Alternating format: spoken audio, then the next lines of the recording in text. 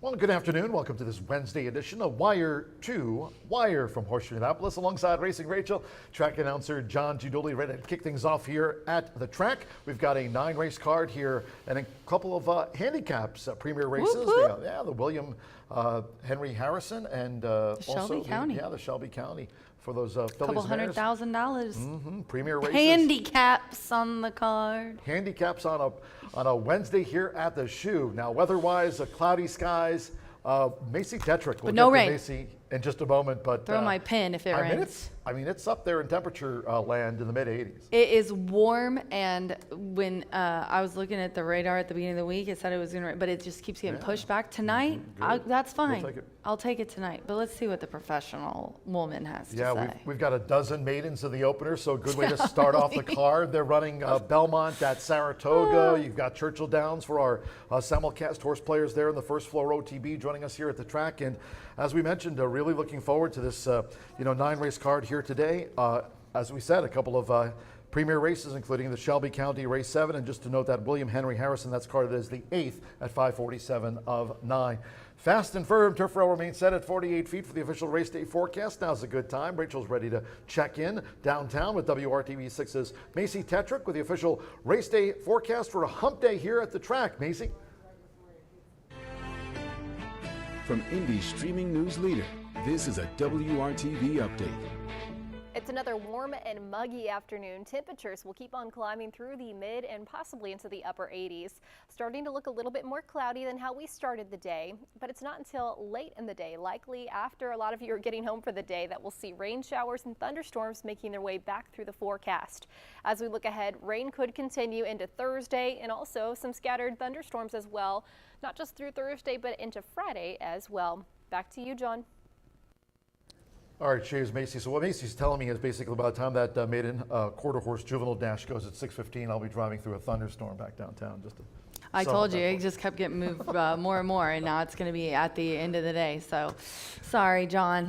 It's always the case. It's always the case for you. We are fast and firm, getting closer to 2:10 p.m. kickoff, and again, racing here tomorrow. We saw the forecast for Macy Tetrick at WRTV6 just a moment ago. No live racing on Friday, and then we'll be racing here on Saturday. Big day, of course. You've got the Belmont Stakes being staged this year, or again for another year up there at Saratoga as the reconstruction of Belmont Park there in Elmont, Long Island continues to go on into the future for racing there in New York. But Belmont at Saratoga, that'll be on Saturday, and our card will kick off at 10:45 a.m. Looking forward to it. Then no live racing on Sunday, and again this coming Monday will be dark as well. But 9 to look at here today, and going back to yesterday's card, we had 8 thoroughbred races. We also had the Carter Riley overnight stakes for those quarter horses. That was a terrific finish. We'll talk more about who licked the field in just a moment. But yesterday, how about a couple of winners? Lord Majesty was a nice one for Rodney Prescott and Brian Waltz yesterday. Yeah, we didn't have any doubles, so I figured I'd highlight some of the bigger payouts in thoroughbred and quarter horse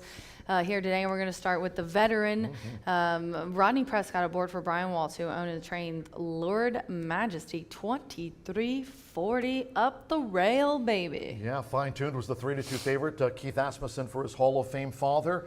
Charge on the outside, falling just short of this first-time starter. So Rodney Prescott, one of the all-time leading us to jockeys here in history, right there with Fernando de la Cruz at the top of the all-time table. Rodney, well done. Brian Waltz, Lord Majesty, that first-time starter on yesterday's card. Santos Sanchor, again, you and I have talked about this time and time again since we've been partners for the last 4 seasons. I think Santo, very underrated, very strong finisher, strong rider, and here he picks up a victory, getting on the score sheet yesterday with Imminent Forecast, showing those skills, kind of track the speed, and once the speed broke down, Imminent Forecast made this 11-1. Yeah, for Katie and Tony Duran, who had this one at $24 winner. They were running up the outside, but ran out of room, and the Imminent Forecast definitely held on and looked really good, beating Tiana's Forever Greedy a second there for her. So congratulations to them. And then what a huge payout for the Carter Riley little overnight stakes. I just could not believe it was almost a $40 horse. Fast starts for after school, and there goes Famous Lollipop in the yellow with the blue cap, coming with that charge, and coming to the forefront under jockey Juan Marquez. Tony Cunningham had some horses in here. In fact, a trio in the Carter Riley Overnight Stakes, but it came down to after school and Famous Lollipop surging near home. Famous Lollipop, Juan Marquez for Hector Sanchez with a nice winner yesterday in that Carter Riley Overnight Stakes to wrap up Tuesday's action. Yeah, so some long shots.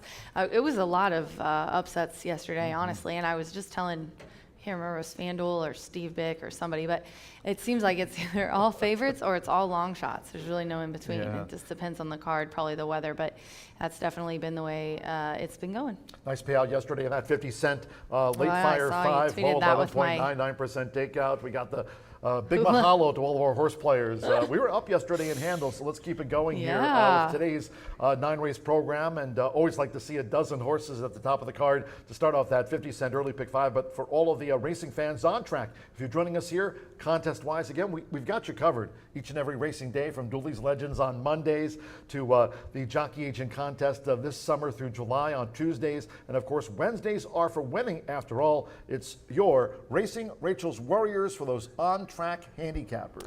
On track only because you have to be a top handicapper each week to play in the final week of the contest. And it's on races 3 through 7. Mock wagers for win and place, $2 win, place, and show wager. And it's $100 for first, $75 for second, and $25 for third. And like I said, the top handicapper will go on to the final. That is a $2,000 final, and you get some seats to the NHC to go to Vegas with me in March. Yeah, and you get, and if you're here at the track, you get to meet the real Rachel, not the AI Rachel that probably is going around all thoroughbred horse racing. And There's a lot of AI Rachels going around. We've got that quarter horse maiden dash to close out the card here today, but always enjoy the Racing Rachel's Warriors contest. Good luck to those on track taking part in it. And of course, we start thinking ahead. We've got, by the way, congratulations. I mean, good cheer. She's undefeated. She broke her maiden here last August for Godolphin and Brad Cox, of course, Brad's assistant Ricky Giannini. So here's a daughter of Medaglia d'Oro that debuted here in maiden juvenile fillies mile, and goes on to win not only the Rachel Alexandra Stakes at the Fairgrounds, the Fairgrounds Oaks, the Kentucky Oaks, and now eyeing a Grade 1 victory, Belmont at Saratoga, in the Acorn Stakes. I just love that story. She looks it's part of what I love good, about too. horse racing. You know, you have these horses that debut, maybe here, and certainly going on to Grade 1 glory. I love seeing all of the videos. DRF's doing a really good job of putting out some of the morning works, and I just retweeted, I think journalism looked really good yesterday, and I am You're picking rooting journalism? for, well, I like journalism. I probably try journalism, Beza and Rodriguez. I was so bummed when Rodriguez scratched out of the Derby, and so hopefully we'll get a good run at it. And Beza, I gave everyone Beza in the Derby, told him to mix him in, so that was a good one. But yeah, we'll see what happens. Belmont Day, Saturday, join us. We have a first post of 10:45 a.m. And just because it's early doesn't mean it's all quarter horse. We will have a normal thoroughbred card with a nightcap or afternoon cap of quarter horse racing.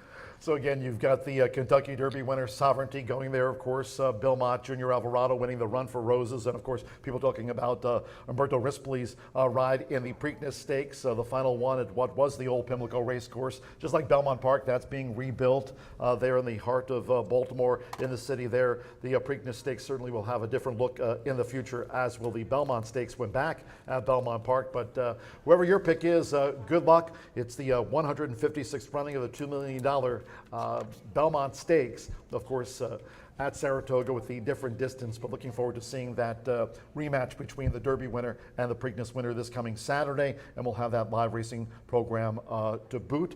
You can get your reservations. We start thinking about the Indiana Derby down the road in the Indiana Oaks, but certainly it's going to be a big day here on a Saturday with all those events for the fans. And by the way, speaking of the Indiana Derby, clubhouse reservations, if you'd like to get those in, Saturday, July 5th. We're now just about 1 month away from the big day of the season here. Of course, always love Caesar's Day, love Indiana Champions Day, Indiana Derby and the Oaks. It's always a special one here at the track. 317-421-8801. Reach out to Beth and make your reservations in the clubhouse for the big day of the season here. It's Indiana Derby Day 2025, Rachel. Yeah, super excited. It's going to be a noon post. We're going to have special July 4th racing on Friday leading up to the Indiana Derby. Call the boss, Beth. She'll get you hooked up. We're going to have tons of fun activities for our Indiana Derby Day, Mega Bet Drawings, Hat Contest, NHC Qualifier, Cigar Rolling Station. It's just going to be a blast. So please join us for the Indiana Derby. We're a month away. 12 horses in the opener to start off the 50-cent early pick 5. A couple of premier races, so nice ones here on Wednesday to handicap for the state breds. Starting with the 7th race, it's the Shelby County. We'll have those fillies and mares, 3-year-olds and up. They'll dash the 6, and then race 7 at 5:16, only the 9, and that was 30-1 on the morning line. Bella Francesca has been withdrawn from the Shelby County. As we take a look at a couple of premier races, good for us with a couple of nice races on Wednesday's racing program. Yeah, I'm going to go 10 in both of the races. First off, Pair of in tens. the pair of 10s. She's a 10. That'll be a hold. That's right.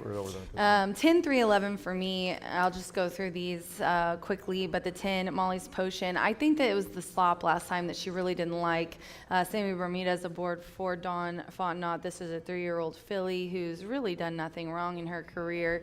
It's third off the layoff for her. She ran well in the allowance and was second. I don't think she liked the slop or her trip on May 14th. She adds blinkers and is coming off a nice work.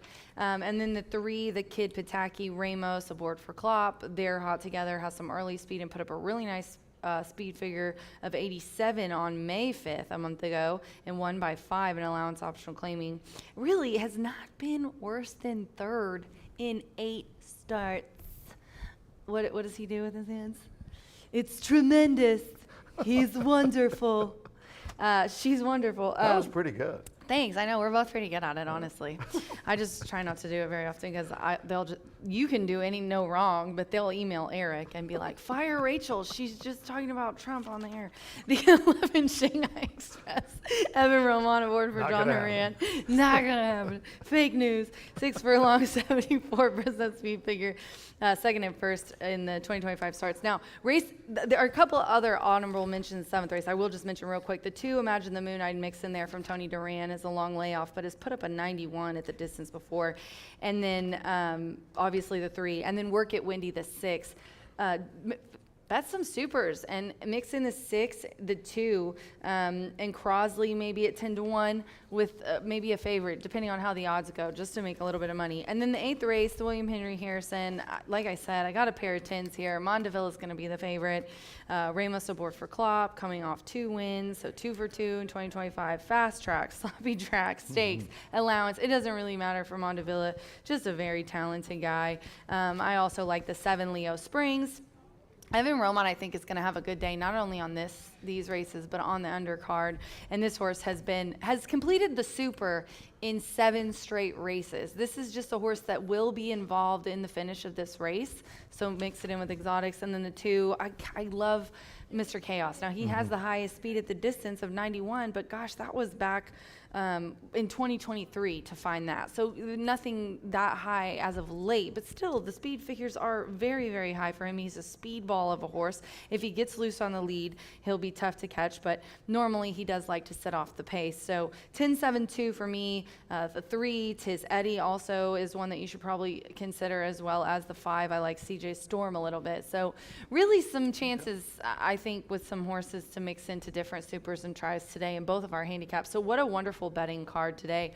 And like you said with the maidens, I did a late pick 5 ticket, and I put almost all the horses except just a few in that first leg, the full horse field, which is race 12. What a great betting sequence for the late fire 5, the whole card, but the late fire 5 and the late Itopa pick 4, definitely very, very nice. Some of those fillies and mares in the Shelby County, just like my school days, honorable mentions. Honorable mentions, that's exactly what they were. We want to mention again our sponsors. Were you an honorable mention? Honorable mention. Oh, man.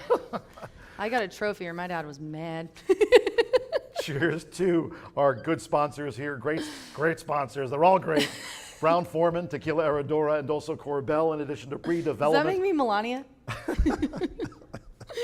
Murphy Trailer Sales. They're back with us here in 2025. Terrific customer service and loyalty since 1984. You can reach out to them on the screen at 765-361-8803. That's 765-361-8803. Murphy Trailer Sales back with us as the sponsor of the Winner's Circle here again this year. Also back in 2025, not only the tote board, but Starting Gate sponsor. They've got that great signage there right above the True Center gate here. Yeah. Got the bar wrap too. You haven't been down there to see that yet. Nope, got to check that out. Locations here, B&H Electric, that is, in Shelbyville in town, also Seymour and Bloomington. You can check them out on the web if you'd like, www.bh-electric.com. Hubler Ford, great sponsors here with us this year. The 2025 race meet, Indiana's Giant Hubler, locations in town and also in Franklin. DriveHubler.com, and of course a lot of construction in Shelbyville. People talking about that. So and on 9 on the way to my house, I had to go all the way around. Yes, be very careful.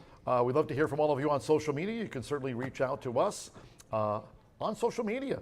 Me on X, there you go, at John G. Dooley, Racing Rachel, also on the former Twitter at Racing Rachel M. Martha Clausen will be along later today, just past the 6 o'clock hour, to talk about our final race of the day, and that is that quarter horse maiden juvenile dash after yesterday's Carter Riley overnight stakes was taken out by famous Lollipop with Juan Marquez for Hector Sanchez. And Brian Aragoni will be along soon here on the pre-race show to talk about that 50-cent early pick 5, a dozen maiden sprinters to handicap for to kick off that 50-cent early pick 5 today with that low 11.99% takeout. I'm sure Brian's ready to dig into that. And on X, you can follow Brian at Mr. B Analyst. Trackwise, also, we've got you covered not only on X, not only on IG, but subscribe to our YouTube channel, Horseshoe Indianapolis Racing, that YouTube channel, pretty much from wire to wire until I say goodnight each and every racing day here, Rachel. Yes, be sure to check us out after that. It's a free way to watch everything that happens on the day if you missed anything, or you just want to watch how your horse ran again, you can head on over to YouTube and it's for free. Clouds and some sun here, mid-80s. We had Macy Tetrick join the pre-race show from WRTV6 downtown with the forecast here today. And weather-wise, main track fast in the mid-80s. Turf course, rated firm. That turf rail remains set at 48 feet. Stay tuned. Quick commercial break here on this Wednesday midweek edition of Wire to Wire. When the program returns, you'll be joined by racing analyst Brian Aragoni talking about the 50-cent early pick 5 sequence. Back with B right after this.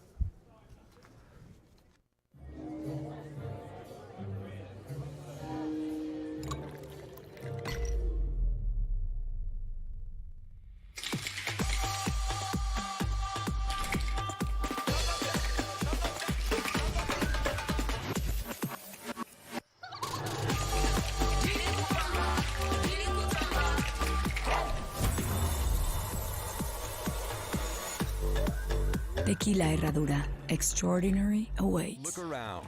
Spring is here.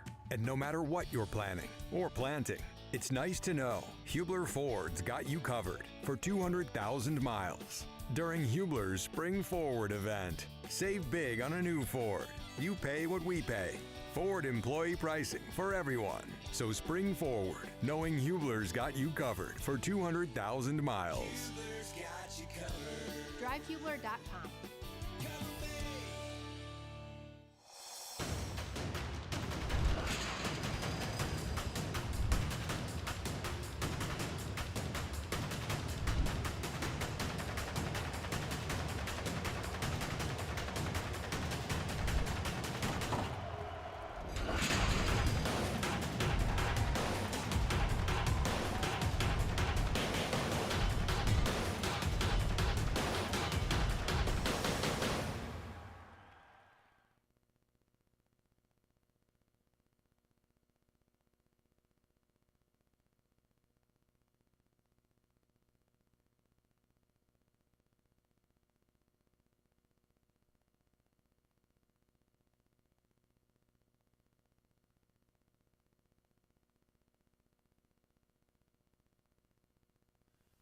Welcome back to the professional half of Wire to Wire, the second half, most people's favorite part of Wire to Wire, 23 minutes away from the opener. And as you heard John talk about, we've got a dozen maiden special weights kicking off the card on a Wednesday. Congratulations to you for making it halfway through the week, which feels like an incredibly long week just shortly after Memorial Day, in which we all enjoyed a healthy break, thanks to those proud veterans who gave their life. But this is an incredible card. 4 out of the first 5 races could be chaotic. Why, you ask? Because they're maiden races. We are going to crown 4 maidens no more in the first 5 races, mixed in with a very nice allowance race to kick off that $1 pick 4. But let's take a look. We've got some big fields, and we're on that turf course again, thankfully, on a firm turf course. We did get upgraded to firm yesterday in the middle of the card, but I believe this might be the first time of the meet we start the day on a firm turf course. And I'm going to start this card in here, trying to beat a favorite. Right now, it's even money on Prayer's Beauty. Now, I thought long and hard about putting Prayer's Beauty on top.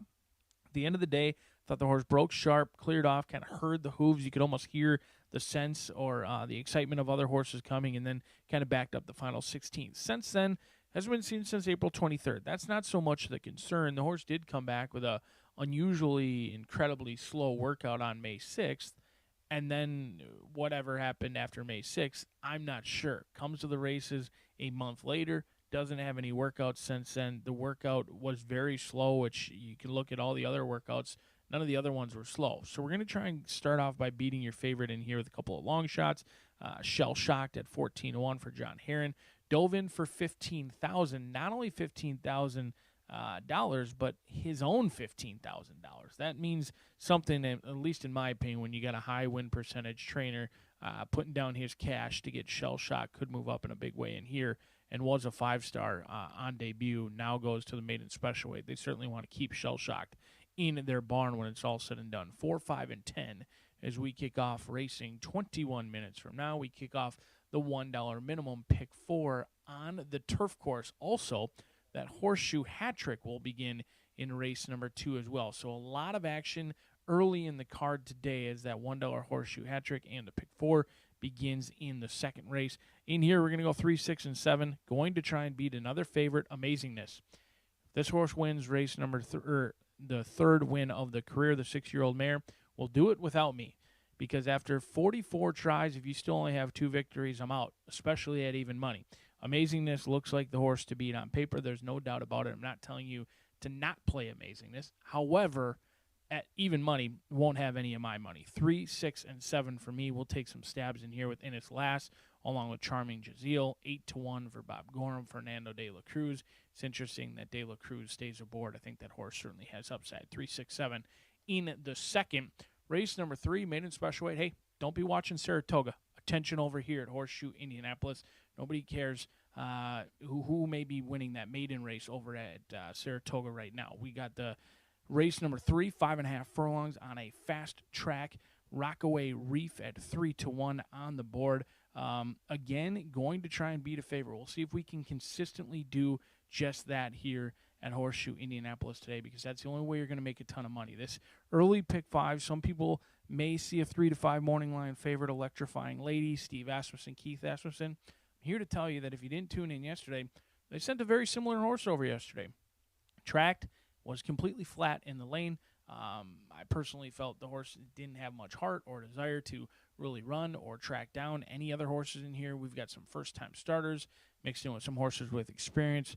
3-5 morning line, you've got an opportunity to try and take a stand and beat this horse. I will say, Electrifying Lady looks very tough. This is a horse who looks tough, but right now this barn is not necessarily firing on all cylinders. They've been beaten at some heavily backed odds, whether it's at Churchill, Oaklawn Park, or here. Things have not gone the lucky way for Mr. Steve Asmussen, who will surely be a Hall of Famer when it's all said and done. But we're going to try and beat your 3-5 morning line favorite in race number 3. Race number 4 will be back on that turf course. We'll kick off the late fire 5, scratch 7, 9, 11, and 12 in here. 7, 9, 11, and 12. 1, 2, 4, and 6. I think this is a great betting race today. I think this is one of the better betting opportunities of the day in this spot. We're going to take a stand against Finn McSorley, 0 for 9. Daniel Simpson takes over from Neil Pessin. Mitch Merle has been a welcomed addition to the jocks room here at Horseshoe Indianapolis, but another horse who's approaching career maiden status, has been running against much tougher competition at Fairgrounds and Keeneland. We'll see if those inside posts can't assist us today. 1, 2, 4, and 6 in the fourth. You can see a trend. Maidens taking the main stage here at Horseshoe Indianapolis, and I'm going to try and beat some favorites in this spot as well. Race number 5, 5.5 furlongs, a second-time starter with a ton of upside. Hungry Reggae looking to play sweet music in the winner's circle today for John Langmeyer. The man is due for some luck. He's had some tough luck races. He's had some good horses go to the post that haven't gotten the best trips. Hungry Reggae is certainly no different. This horse missed the break by many, moved up rather quickly. I won't say it was ranked, but did move up fairly quickly, and then rallied and was running on well in the lane. Innis Free Last, the winner from that day, does run earlier in the card, so make note of that. If that horse runs well, then Hungry Reggae should be moved up as well. And also do not overlook that the third place finisher for Randy Klopp, Sagra's Quest, did exit that race to get the career maiden breaking score next time out. So should be a live race. The horse went off favored, albeit in lukewarm fashion at 3-1 in a 10-horse field. And I thought, despite the bad break, moved up in kind of a rushish fashion and then stayed on evenly in the lane with a better break today. I think Hungry Reggae gets John Langmeyer's week and hopefully season turned around today, and you've got a 9-2 single. We'll see if we can connect and beat some of those favorites as we're now 15 minutes away. The best in the business, John G. Dooley, has made his way up to the announcer's booth. He'll take you through today's scratches and changes where we are on a fast and firm turf course on a beautiful Wednesday at Horseshoe, Indianapolis. Good luck today.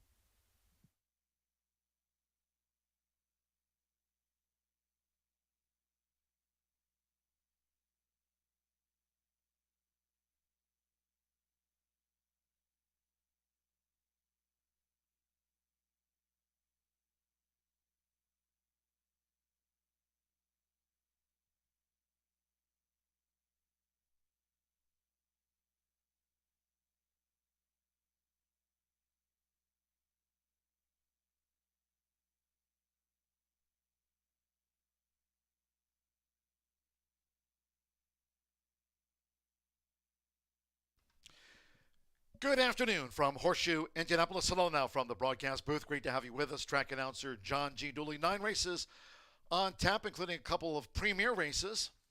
The William Henry Harrison Handicap and the Shelby County headline our racing program. Mostly cloudy skies, mid-80s. Main track is fast. On the turf course, rated firm. Turf rail set at 48 feet. If you have your programs close by, let's take a look at the changes and corrections on today's racing program. Opening mid and sprint to start off the 50-cent early pick 5. At the top of the card, all 12 run. No scratches, no jockey changes in the maiden. Number 6, Honey's on Fire, add 1 pound to the listed program weight. That's the only change in the first of the day. The second race starts. The $1 early pick 4. First leg of the $1 Horseshoe Hat-Trick All Turf pick 3 today. Again, the course is firm. In the second race, there are no changes. Start to the all-turf. Pick 3 here. In the third, maiden distaff sprint, there are no scratches. Number 3, Beach Chat, a change of jockey to Orlando Mojica. Was on the score sheet here yesterday. Orlando Mojica going for another meet win. Will ride 3, Beach Chat, that newcomer in the maiden sprint for race 3. Following that, back to the turf for the fourth race. Start here the 50-cent late pick 5. And in the maiden turf, scratch 7 Turnbuckle, the 9 Gobekli, take out 11 Box Office, and the 12 with Full Honors. Fourth race, maiden turf at 3:43 p.m. Scratch the 7, 9, 11, and the number 12. Turning to the fifth, here no scratches, all 12 run. 1 jogger jockey change to Alberto Burgos. Alberto Burgos on 1, jogger, a couple of overweights, 8 Tempest Jill plus 3 pounds, 9 Forever Tapper, 1 pound over in the maiden sprint, 12 run. In the sixth race, final leg of that $1 Horseshoe Hat-Trick All Turf Pick 3 featured. Here's scratch number 9, King Curlin. Number 9, King Curlin, has been scratched. One of our 2 premier races here today, race 7, is the Shelby County. Scratch number 9, Bella Francesca. Number 9, Bella Francesca scratched from the Shelby County. Race 8 is the William Henry Harrison, scheduled at 5:47. All 10 run, no changes in the William Henry Harrison handicap. Ninth race to close out the card with a quarter horse maiden juvenile dash over the 300 yards. There is a carryover in the 10-cent quarter horse Grand High 5 Pentafecta carryover of $2,889 for the quarter horse Grand High 5. No scratches. Number 2, Keep Them in Corona, 3 pounds over. Number 5, Last Famous Eagle, the jockey German Rodriguez. German Rodriguez on number 5, Famous Last Eagle. Number 8, H.H. Shakem Kate is 2 over. 10, D Double Deuce, 5 over. No scratches in the quarter horse maiden juvenile. And that's a quarter horse pentafecta carryover of $2,889 to cap off the card. Mostly cloudy mid-80s. Main track fast for the $1 horseshoe hat trick all turf pick 3. Course rated firm. Turf rail set at 48 feet. We'll have the maiden sprint opener due off in 11 minutes time. Make it a great day with us here at Horseshoe Indianapolis.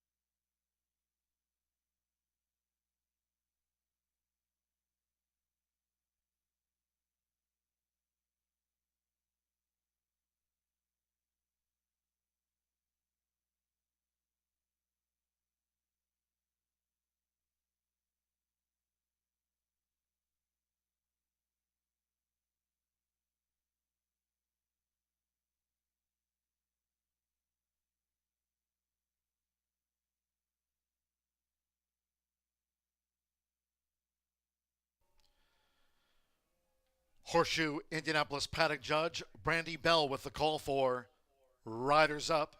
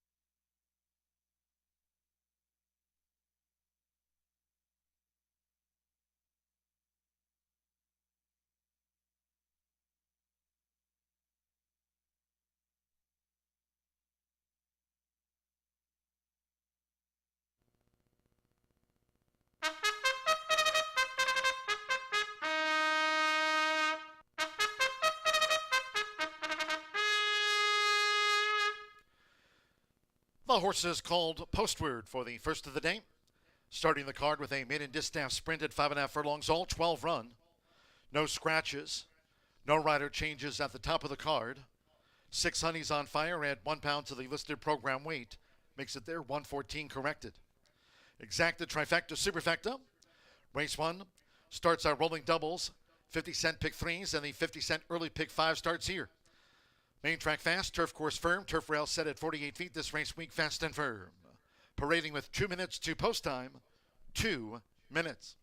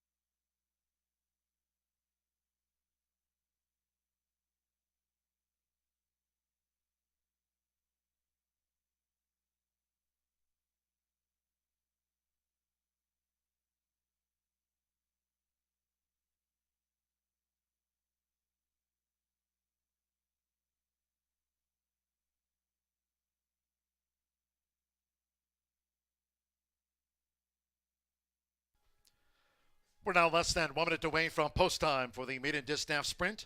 Starts the 50-cent early pick 5 off, less than 1 minute.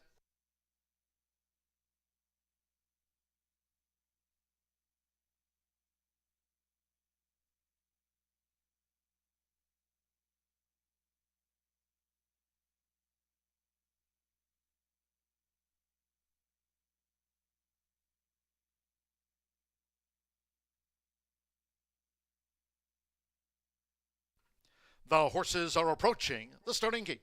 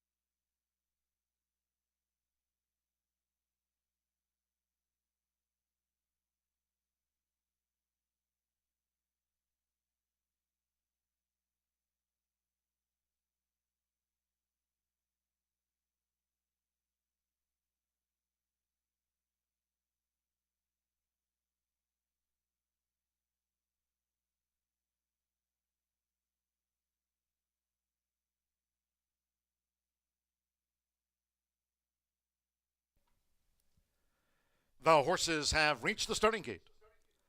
It is now post time. They're going in. Luis Contreras with She's So Elite. Abel Cedillo buys No Limit debuts. Buys No Limit has joined She's So Elite. Now Prayers Beauty, Mitchell Murrow for Tim Eggleston. Hannah Leahy, Tap It Charm, making her bow.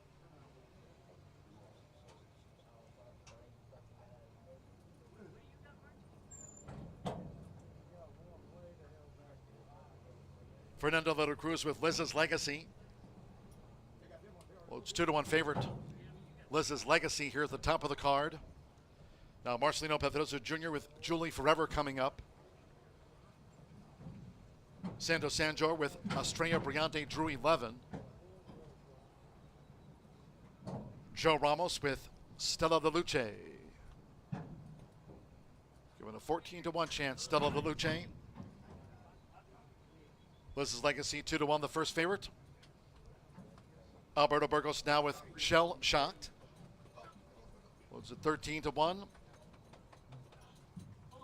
Now Sammy Bermudez with Dreaming Girl.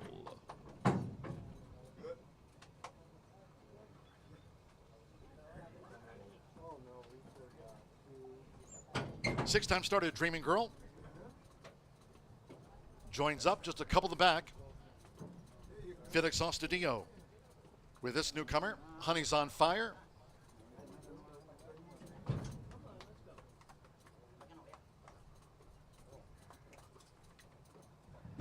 Honey's on Fire drew 6, all 12 run.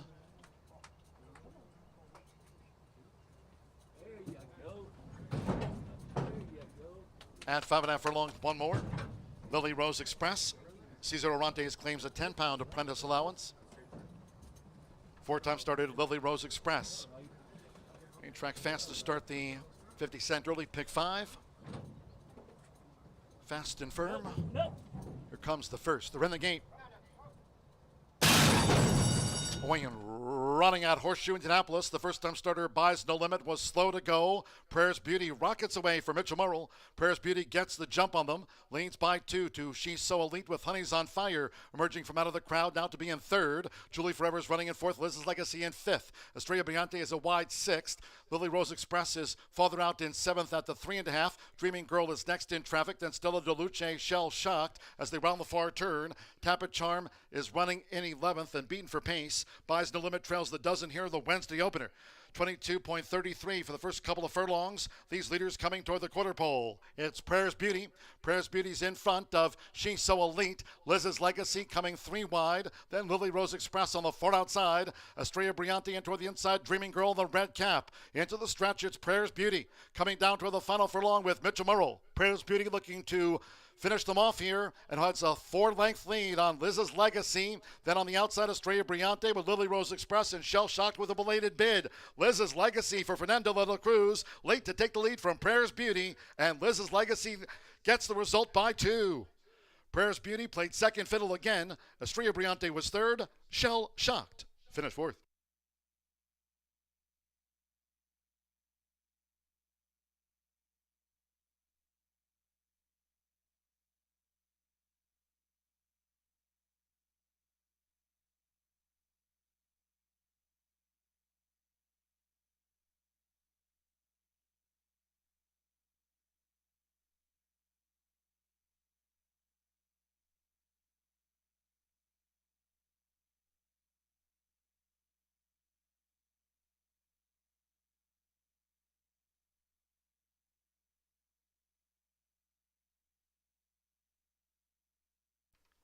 .106.91 out to the maiden distaff sprint. 106.91, 10, 8, 11, 4, 10. Liz's Legacy. At 2-1 first, 8, Prayer's Beauty. At 2-1 the runner-up, 11, Estrella Briante. At 12-1 third, and 4, Shell Shocked. At 17-1 getting into the frame. Top of the card, 2-1, Liz's Legacy. First up, making her 3-year-old seasonal bow. Third time was the charm for the Unbridled Express filly.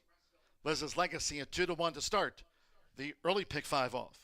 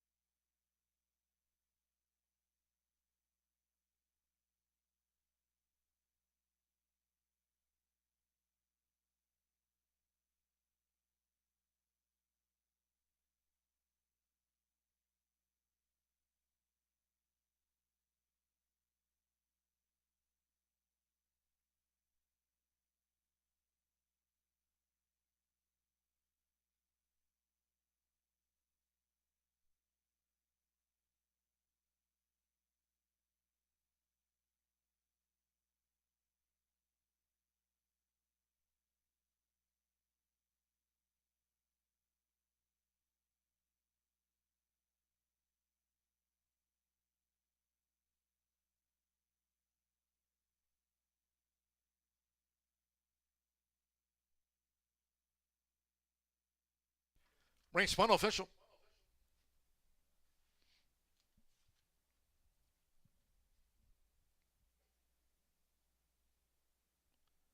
Stepping into the Murphy Trailer Sales winner's circle, the 10, Liz's Legacy.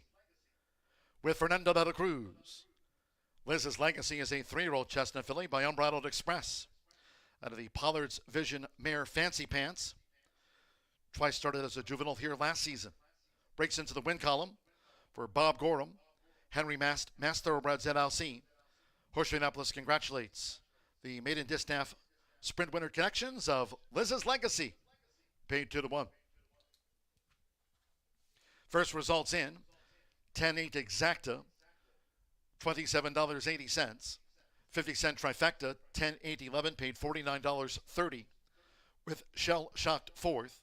The 10-cent superfecta. 10-8-11-4 returned $121.75. Liz's Legacy was a code 2-1 favorite. All 12 ran. Fast track 106.91.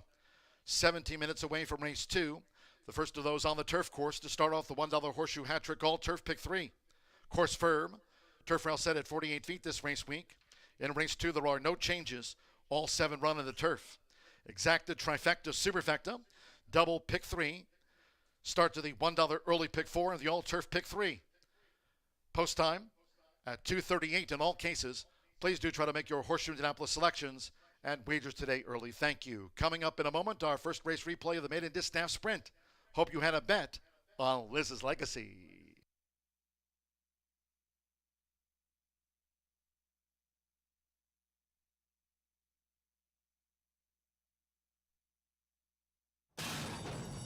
Wayne running out Horseshoe Indianapolis. The first time starter buys No Limit was slow to go. Prayers Beauty rockets away for Mitchell Murrell.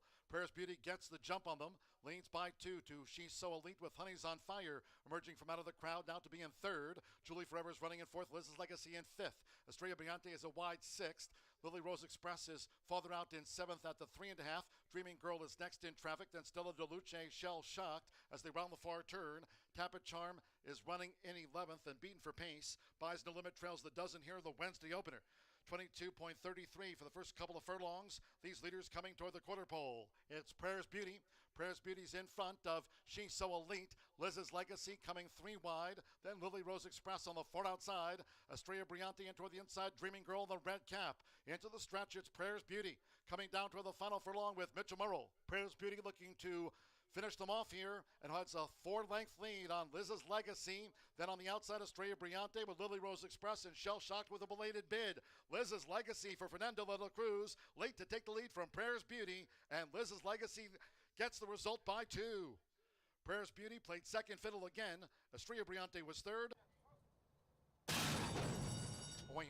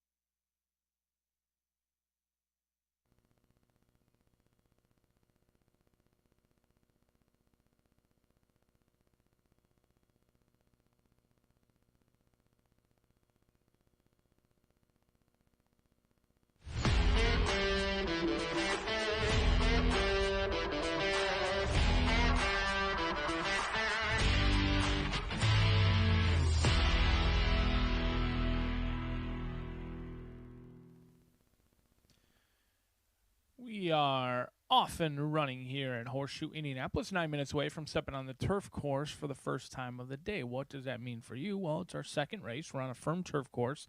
The rail setting at 48 feet. We kick off the $1 minimum pick 4, 15% takeout, one of the lowest takeouts in the entire country for pick 4s, which we're certainly thankful that we're able to give that back to the bettors with that low takeout pick 4. But it also kicks off the $1 horseshoe hat trick as well. Pick all 3 winners in the turf events. Today it'll be races 2, 4, and 6.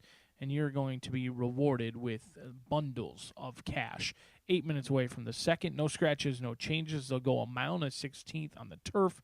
And I happen to fancy turf racing because of just its beauty on the turf. It's quiet. You can hear their hooves if you're out on the grandstand right over by the winner's circle as they go charging past. And Innisfree last is a 3-year-old filly that I think moves up on the turf course despite 2 back-to-back very impressive wins on the dirt. This is a horse who has kind of gone through the conditions all of a sudden relatively quickly. Didn't show a whole lot at 2. It kind of knocked on the door, but at 3, she's really, really blossomed in a good manner. And she showed more on the turf than she did on the dirt at 2.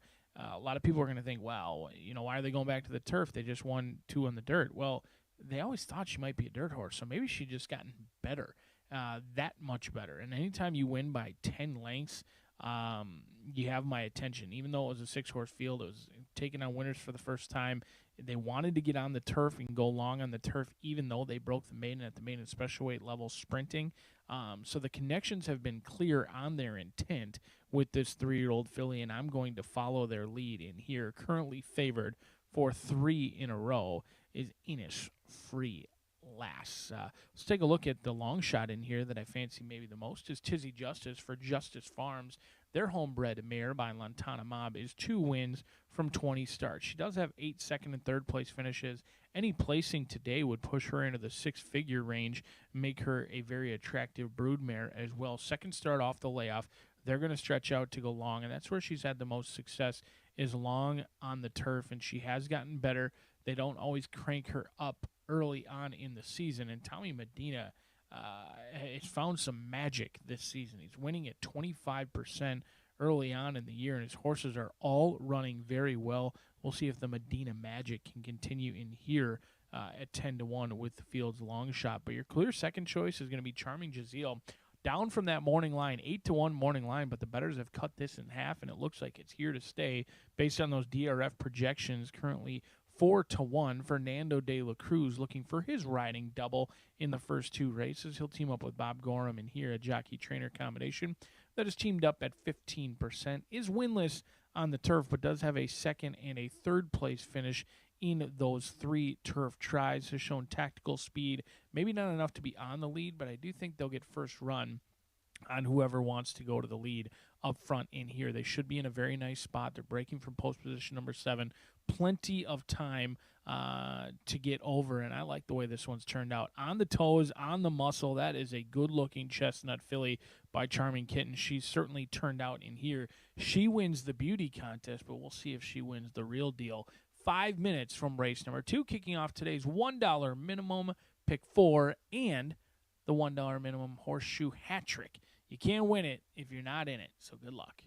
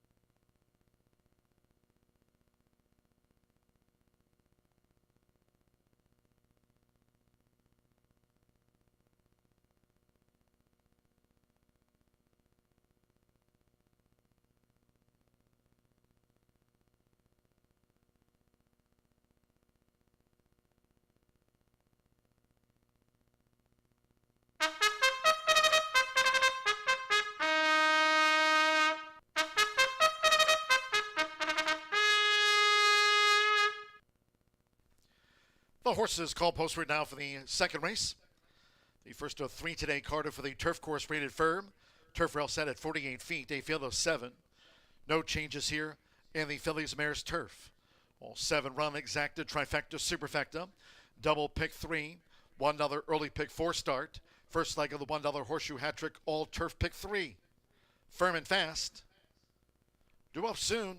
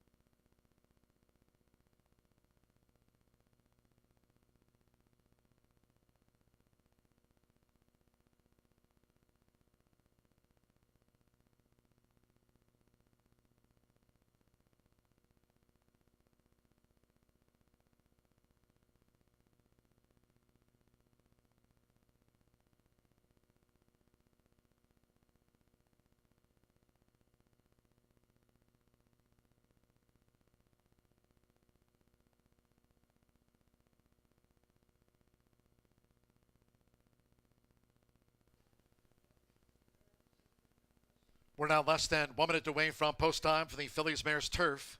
Starts the $1 early pick 4. Starts the horseshoe hat trick, all turf pick 3. Less than a minute.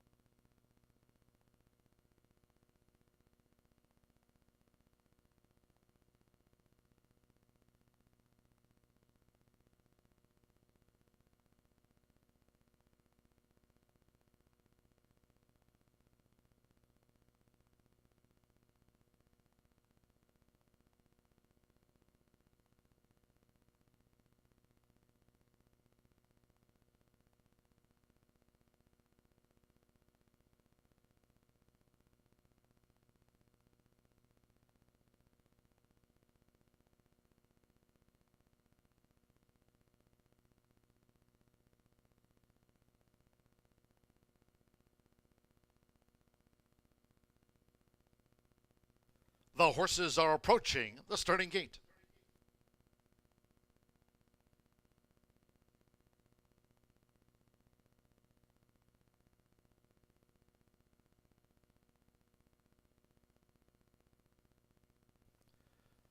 for the first of 3 times today crossing over to the turf course on final approach.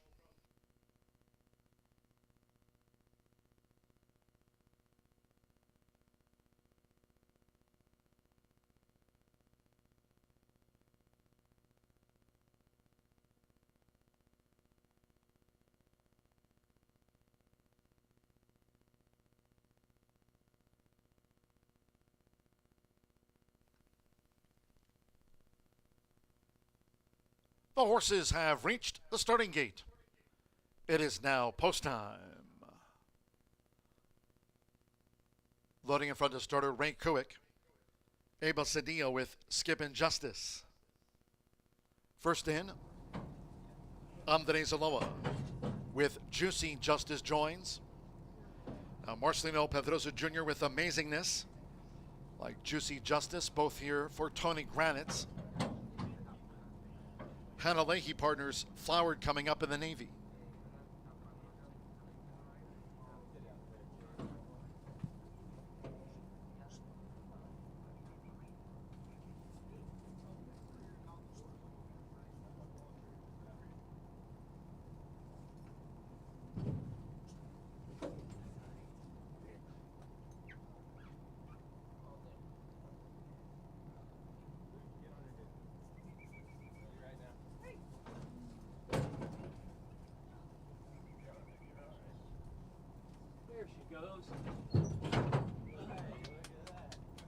There she goes indeed. Flowered has gone all in. Joseph Romero with Tizzy Justice. Alberto Burgos, Innis Free Lass. 8-5 on Innis Free Lass. For the mile and a 16th and one more, Charming Jazzle. Fernando de la Cruz going for the opening double with Bob Gorham. Horse here firm, rail at 48 feet. Seconds of the day from Horseshoe Indianapolis. They're in the gate.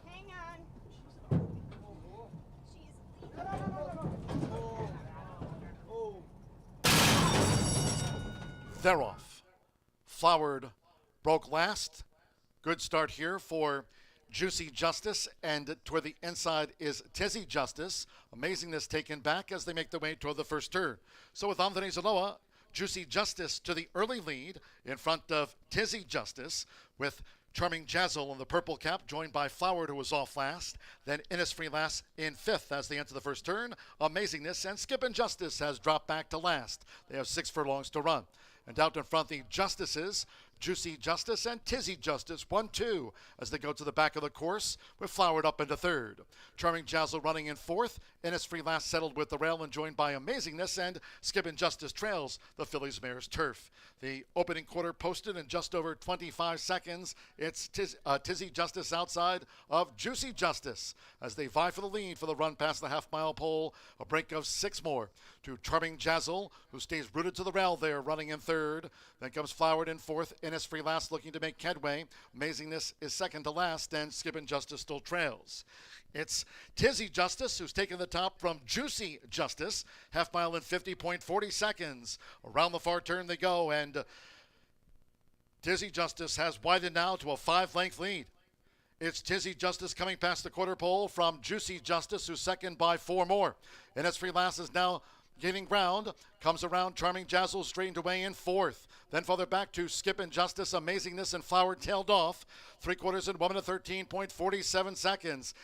Tizzy Justice 1 furlong away. Innis Free Lass continues to charge hard. And here's Innis Free Lass, who's lifting for Alberto Burgos. Innis Free Lass, Tizzy Justice caught, and Innis Free Lass now 3 for 3 at the meet.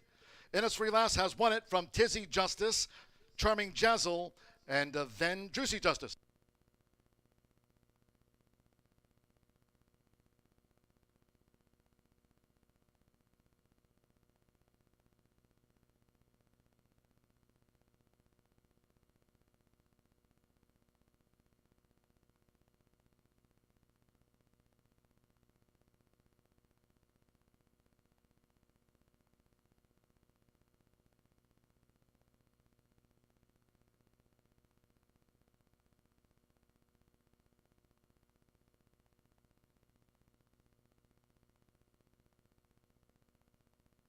.144.57 after the Fillies Mares Turf.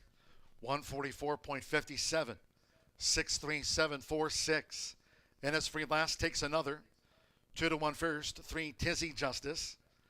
And 8-1 was second, 7 Charming Jazzle. At 5-2 third, and 4 Juicy Justice at 7-1 back and forth. She's been in good form in 2025, 3 in a row.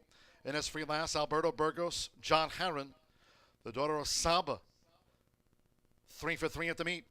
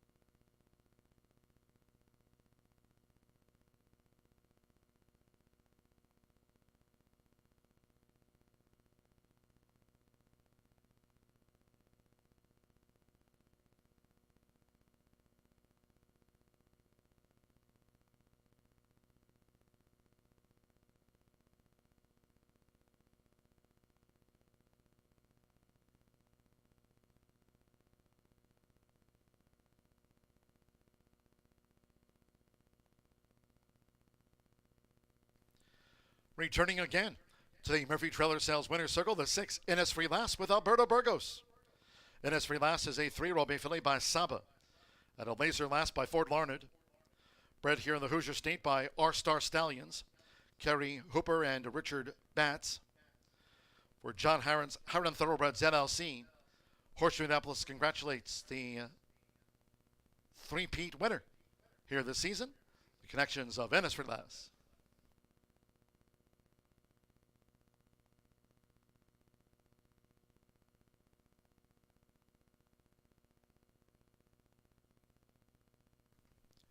$6-3 exact to return $53 even.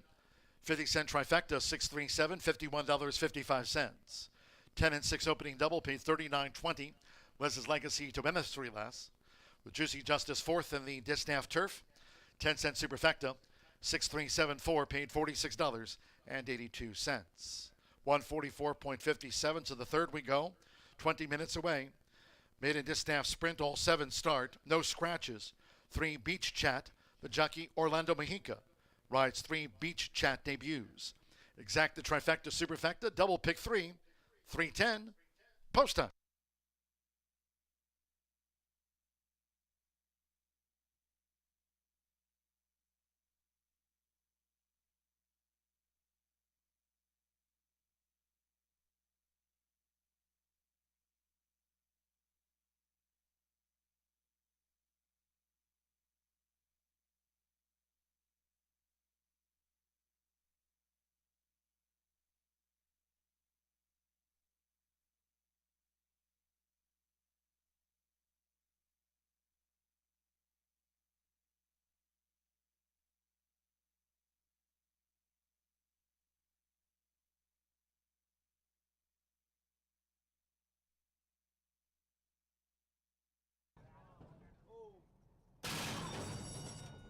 They're off.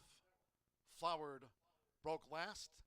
Good start here for Juicy Justice, and toward the inside is Tizzy Justice. Amazingness taken back as they make their way toward the first turn.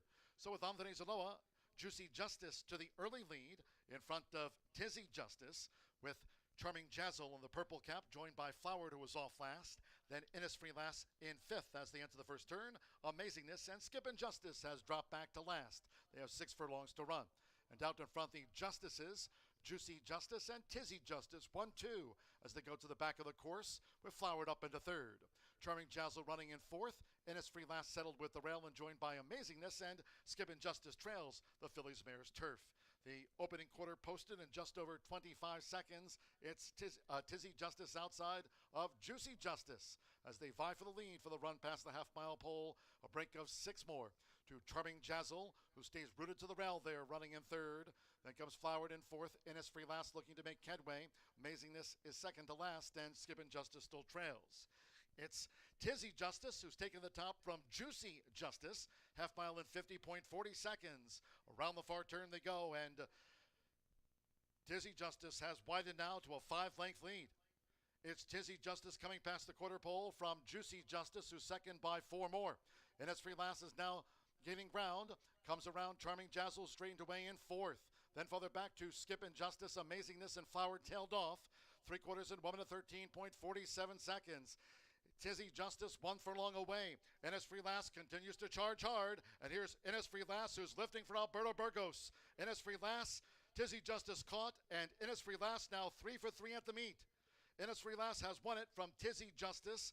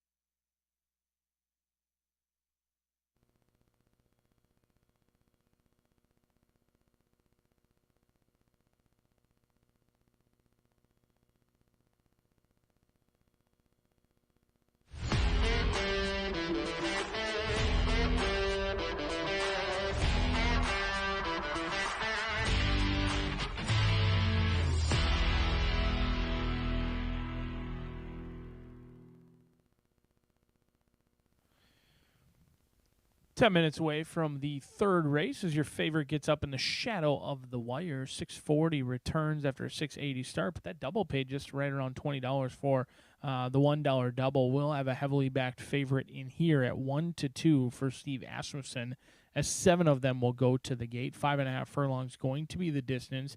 And I'm going to try a little speed angle in here. I'm hopeful that Rockaway Reef, I know he's got speed, or she's got speed. However, she hasn't been able to carry it out. She hasn't been able to necessarily see it through. She's shown speed at 6.5 furlongs on the synthetic. She's shown speed going 7 furlongs over at Churchill Downs. And, you know, when you see 7 furlongs at Churchill Downs, you think, well, maybe it's not all that quick. But they went 22, 45 and change while dueling. So I think Rockaway Reef really has one way to go for Kenny Miller in here, and that is to go to the lead. Their hands were tied as soon as they drew the inside. So I am hopeful that we can get a little bit brave on the cutback. Exiting a race in the slop should be plenty fit. I don't think there'll be any issues with fitness. This is a horse who went 7 furlongs at Keeneland on a very deep and tiring surface over there, and then 7 furlongs in the slop. Evan Roman has wanted to keep the mount since Kenny Miller took over after a $30,000 claim, and they're looking to get their return on investment. They'll run in a protected spot in here, and I'm looking for a little bit of a long shot in here and a huge overlay. 3-1 morning line, currently 8-1 on the board. We've got the shortest way around the racetrack with early speed in a race where we're trying to go a little bit long shot hunting. Speaking of a long shot, what about Beach Chat? Orlando Mojica going to be in the saddle for Cheyenne Stables, a $325,000 purchase at Keeneland back in 2022. Cheyenne actually bought this horse back in 2022. Hasn't changed hands at all. The sire, Omaha Beach, out of Discreet Chat, 4-year-old filly they've been patient with. Didn't make it to the races at 2 or at 3. Now gets Lasix and 3 bullets in a row. I don't usually pay attention to how fast times are or anything like that, but anytime you're putting up bullet after bullet after bullet before likely intentionally slowing it down prior to your race.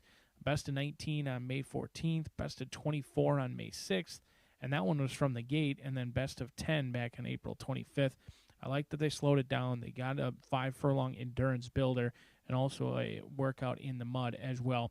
Beach Chat with Orlando Mojica picking up the mount in here, a firster that could be any kind. It certainly looks plenty fit down here in the walking ring. We'll see if she perks up at all once Mojica gets in the saddle. Could be turf in her future with Warfront and Discreet Cat down on the bottom as well. I see her maybe going a little bit more forward in the turf, but right now 11-1 on the board because this girl is taking all of the money. The $200,000 practical joke filly for Wind Dancer Farm. Keith Asmussen and Steve Asmussen in here, lightly raced, however, getting a ton of class relief. Going from a $110,000 purse down to around a $50,000 purse or $45,000 purse is a lot of class relief. However, there are questions. A horse who's shown a ton of speed hasn't necessarily shown any finish. In fact, she's never passed a horse, and she has lost ground on the winner in each and every start. Now, class relief can do crazy things. You can carry that speed a lot further. Do not mince my words. Electrifying Lady is strictly the horse to beat. On paper, she looks as close to a lock as you're going to get. However, just yesterday we had a similar situation where another horse trained by the same connections, ridden by the same rider, shipped in from Oaklawn Park, went off heavily favored, and didn't show much in the lane. Could it be the same? Maybe.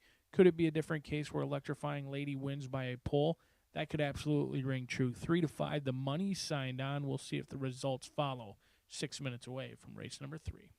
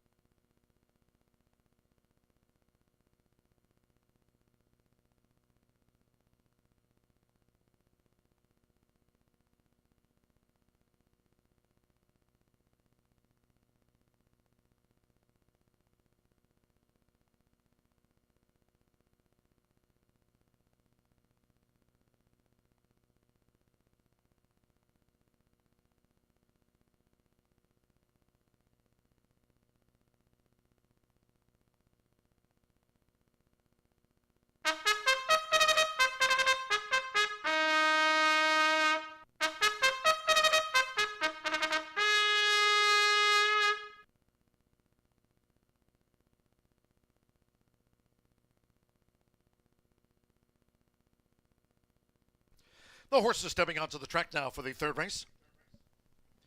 Maiden filly sprint here over the 5.5 furlongs, a field of 7. No scratches, 3, Beach Chat. Debuts with Orlando Mexica.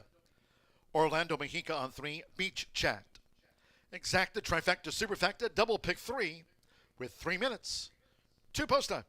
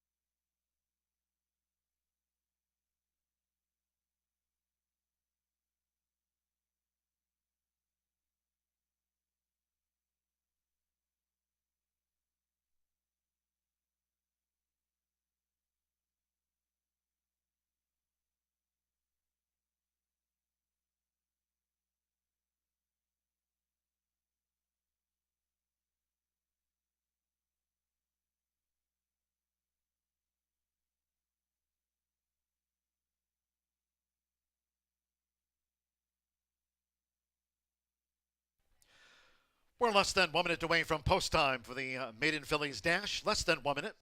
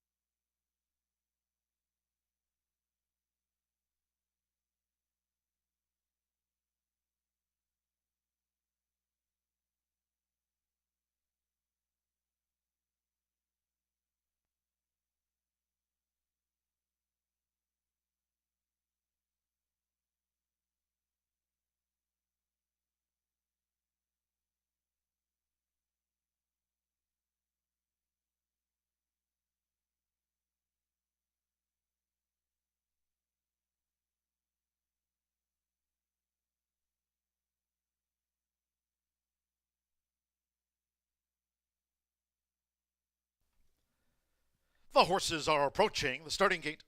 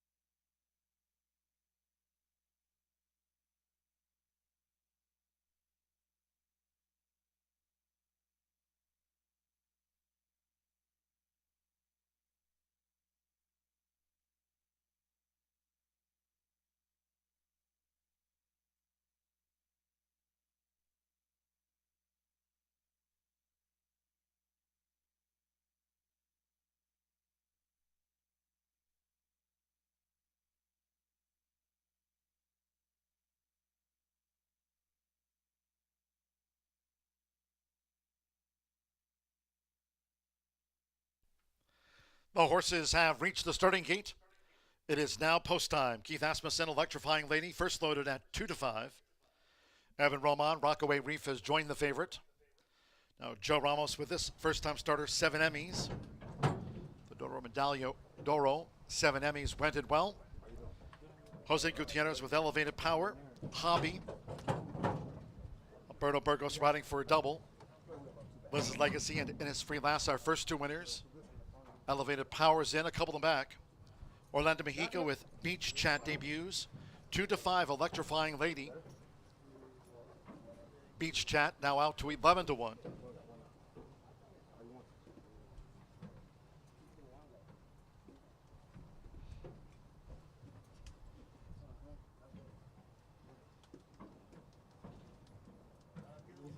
And 5.5 furlongs. One more. Marcelino Pedrosa Jr. Partners Total Class. She was 3 times started here last season. All in line. The Robin Sprinting Electrifying Lady was slow to go. At 1-5, Electrifying Lady is last. Fast start for Hobby. So Hobby straight to the front from Total Class with early interest. And right there is Rockaway Reef, third from the rail. Going past the half-mile pole, Beach Chat is gaining into fourth. Then comes Elevated Power, blocked in behind horses in fifth, as 7 Emmys is looking to make a bid in company with wide Electrifying Lady, looking to overcome a slow start.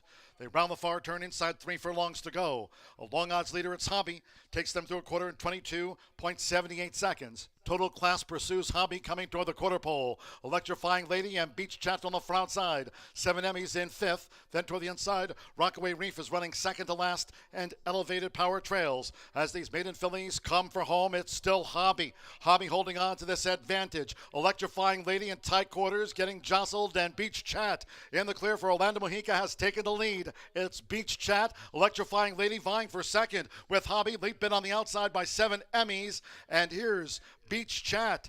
Beach Chat has won by 3, first up on debut from 7 Emmys. Electrifying Lady was third, could not overcome being off last, and Rockaway Reef back in fourth.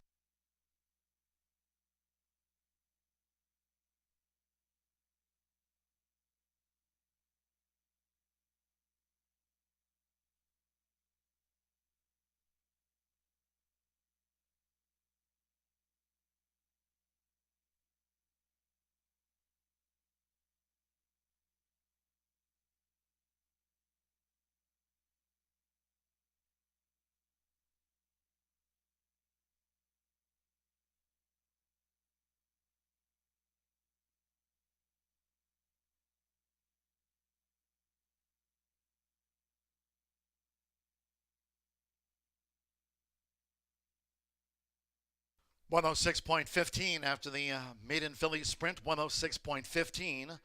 3-5-4-1-3. Beach Chat. 11-1 first. 5. 7 Emmys. At 8-1 was second for Electrifying Lady. Broke last. 1-5 favorite was third home in the maiden dash. 1 Rockaway Reef at 6-1 getting into the superfecta. Shock result. Electrifying Lady third. It's gone to Beach Chat. Orlando Mexico for Justin Wojnicki. The daughter of Omaha Beach. 4-year-old debut win.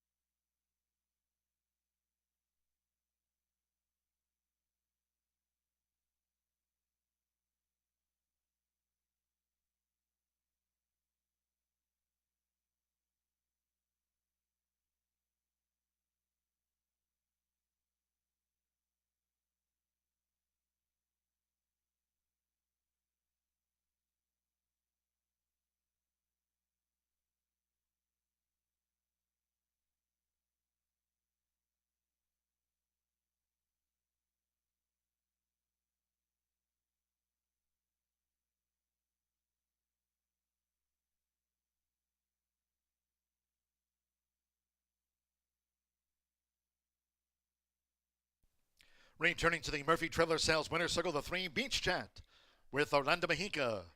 Recording another win here this week. Beach Chat is a 4-year-old dark bear brown filly by Omaha Beach. And a Discreet Chat by Discreet Cat. Justin Wojcinski trains for Everett Dobson's Cheyenne Stable LLC. The winner was bred in Kentucky by Woodford Thoroughbreds. Horseshoe Indianapolis congratulates the winning connections of this 4-year-old newcomer, Beach Chat. Bid 11-1.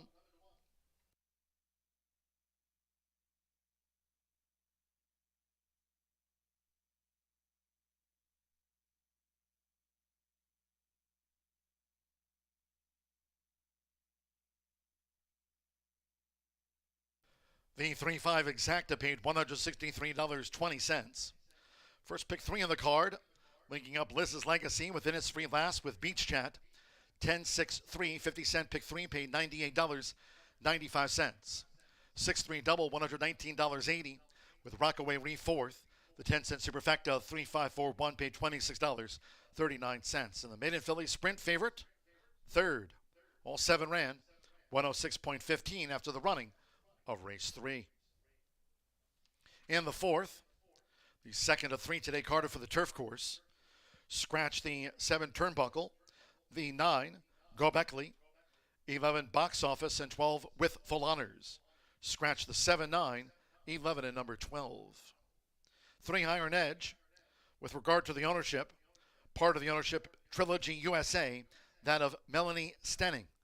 Melanie Stenning, the ownership, part ownership with Trilogy USA. No other changes. Exacta, trifecta, superfecta. Double pick 3. Started the 50-cent late pick 5. Post time 3:40.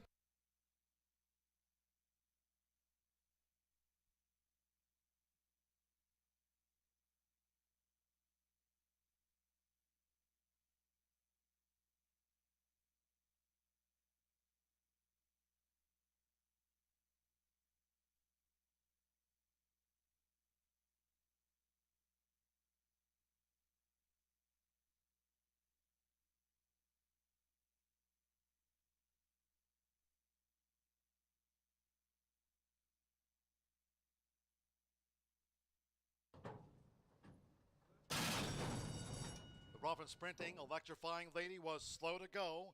At 1-5, Electrifying Lady is last. Fast start for Hobby. So Hobby straight to the front from Total Class with early interest. And right there is Rockaway Reef, third from the rail. Going past the half-mile pole, Beach Chat is gaining into fourth. Then comes Elevated Power, blocked in behind horses in fifth as 7 Emmys is looking to make a bid in company with wide Electrifying Lady, looking to overcome a slow start. They round the far turn inside 3 furlongs to go. A long odds leader, it's Hobby. Takes them through a quarter in 22.78 seconds. Total Class pursues Hobby coming toward the quarter pole. Electrifying Lady and Beach Chat on the far outside. 7 Emmys in fifth. Then toward the inside, Rockaway Reef is running second to last, and Elevated Power trails. As these maiden fillies come for home, it's still Hobby. Hobby holding on to this advantage. Electrifying Lady in tight quarters, getting jostled, and Beach Chat in the clear for Orlando Mejica has taken the lead. It's Beach Chat, Electrifying Lady vying for second with Hobby. Leap in on the outside by 7 Emmys. And here's Beach Chat. Beach Chat has won by 3, first up on debut from 7 Emmys. Electrifying Lady was third.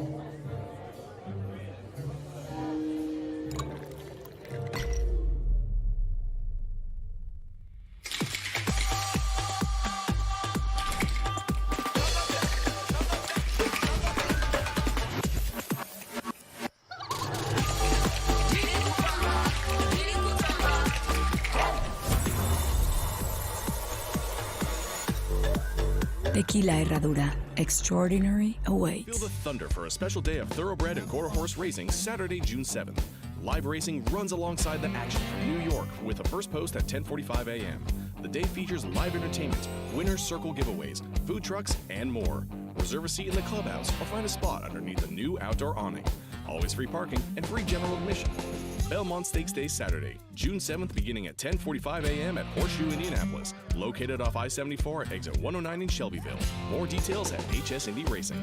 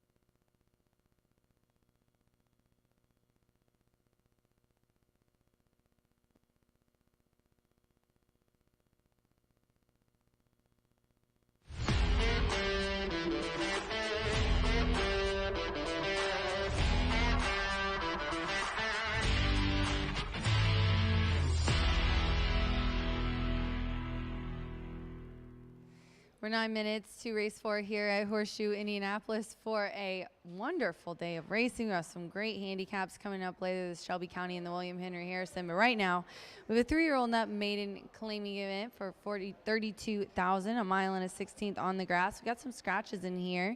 The 7, the 9, and the 8Es are out. I'm going to go with the 3 here. The 4 is favorite right now. Well, 3 and 4 are both 7-2, it looks like, on the tote board. But I'm going to go with Iron Edge here on top. Joe Rocco is in the irons for high percentage trainer Brad Cox, a 3-year-old colt by Quality Road. And he's high percentage in almost everything, but the first time in maiden claiming stat is 30% win clip. Love to see it. And then off of this kind of layoff, which is 2 months, 24% is what he hits at.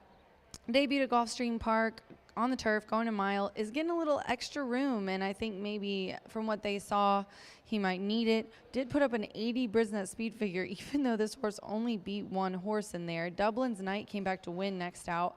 But just was wide in the turn. It was a full field, but he's here with Ricky now. He's worked at Turfway, but they sent him up here, and Ricky's got him ready to go in this maiden claiming for 32. I think he's going to like going a little bit longer, and I think he's going to like the Indiana grass here. I also do like that he does have, it's only a second start, but he does have experience, going 2 turns on the grass. The 1 Fountain Run, Santos Sanger is aboard. This one going to 9-2 now on the tote board. Fountain Run, a 3-year-old colt by Run Happy, and a Distorted Humor Dam he's tried so many times, 6 times, a second, a third. Most recently here at 1 mile and a 16th today's distance on a good turf course. He gets a fast and firm today. And Sophie was aboard that race and even 4th, but switching over to Santo, who had a nice win yesterday, a big long shot payout as well. You can't really leave Santo out when he's got a live horse. I think dropping down to maiden claiming again should make the difference in both of those races where he's been in maiden claiming. He was 2nd, he was 4th, only beaten 3, and then he was 3rd, only beaten a little over a length as the bettor's favorite. So he's been close, but he's also been in a lot of trouble. I like that he's on the rail, nobody's in on the other side of him, which hopefully will encourage this 3-year-old colt to get out clean, no bumpage. We don't want to see any bumping from you, Fountain Run. And then I'm going to round it out for my trifecta with the 10, 4-1 right now. Finn McSorley. Finn McSorley is trained by Danny Simpson, and he's putting blinkers on this gelding, 4-year-old gelding by English Channel. And we switched from Fairgrounds, Keeneland, put up some nice speed figures in those races, even though they were 6th place finishes. But they switched to the barn of Danny Simpson. Mitchell Merle is up. Very happy to have Mitchell here, his tack, and he's also heating up as well. Look at his in the money percentage. Man just keeps getting nosed out. 51% in the money. So when you see Mitchell on a horse, just bet him across the board, I'd say. But yeah, I think the difference here is this horse is dropping down to maiden claiming for the first time in a big drop. They've been running this horse in Churchill for 120, Fairgrounds 52, Keeneland 110. This horse is going all the way down to maiden claiming, which is a key drop, and it's a $32,000 race. This horse is sleek and on his toes. Looks like he's ready to go here in this race.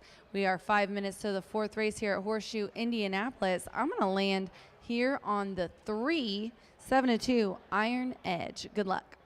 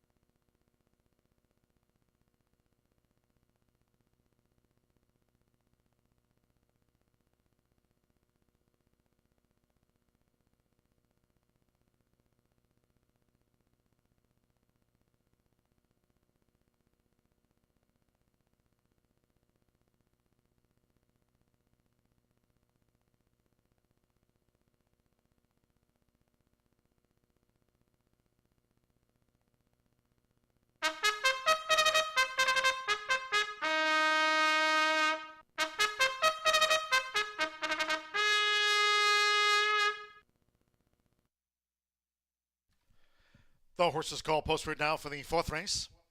The second of 3 today, Carter, for the turf course rated firm. Turf rail set at 48 feet. Here the maiden turf over the mile and a 16th, a field of 8. Scratch 7, Turnbuckle. The 9, Go Beckley. Take out 11, Box Office, and scratch 12 with full honors. Scratch 7, 9, 11 in the 12. 3, Iron Edge, ownership correction. For part of the ownership, Trilogy USA. Melanie Stenning is the principal of record for Trilogy USA, Melanie Stenning. Exacta, trifecta, superfecta. Double pick 3 and starts at the 50 cent. Late pick 5. Firm and fast. 2 minutes to post time. 2 minutes.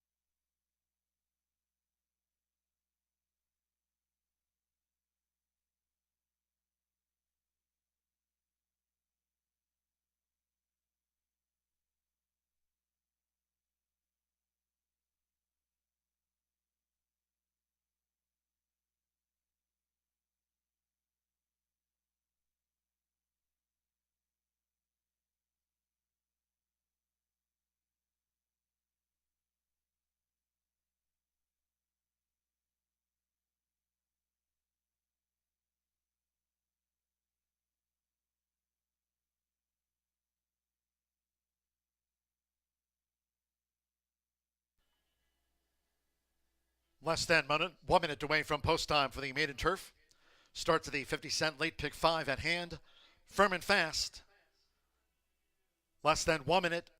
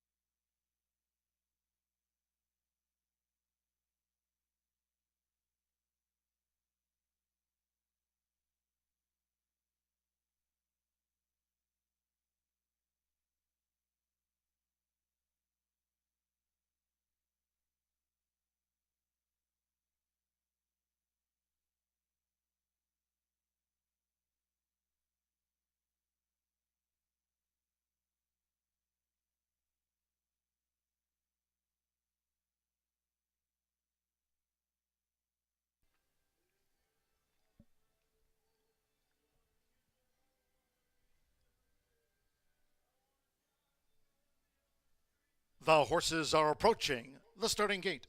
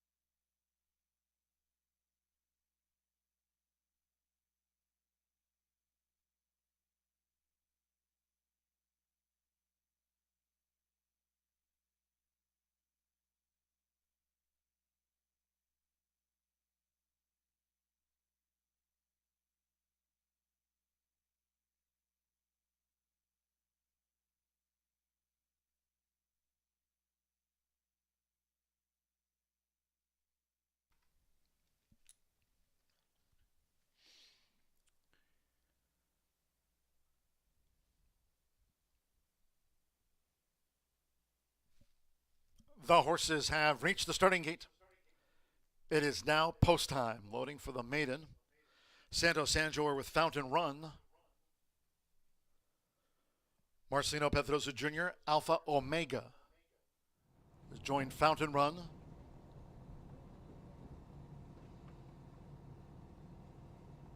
Fletcher Bay, Fernando de la Cruz won the opener.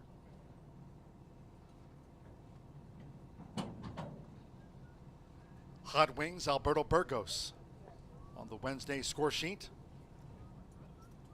Now Iron Edge, Joe Rocco Jr. for Brad Cox. Off a Gulfstream debut, Iron Edge went in. Gavin Ashton with Kitco.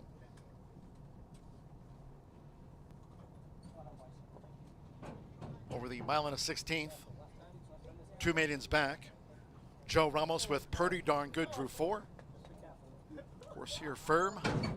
Well at 48 feet, so stand by. One more. Mitchell Morrow with Finn McSorley.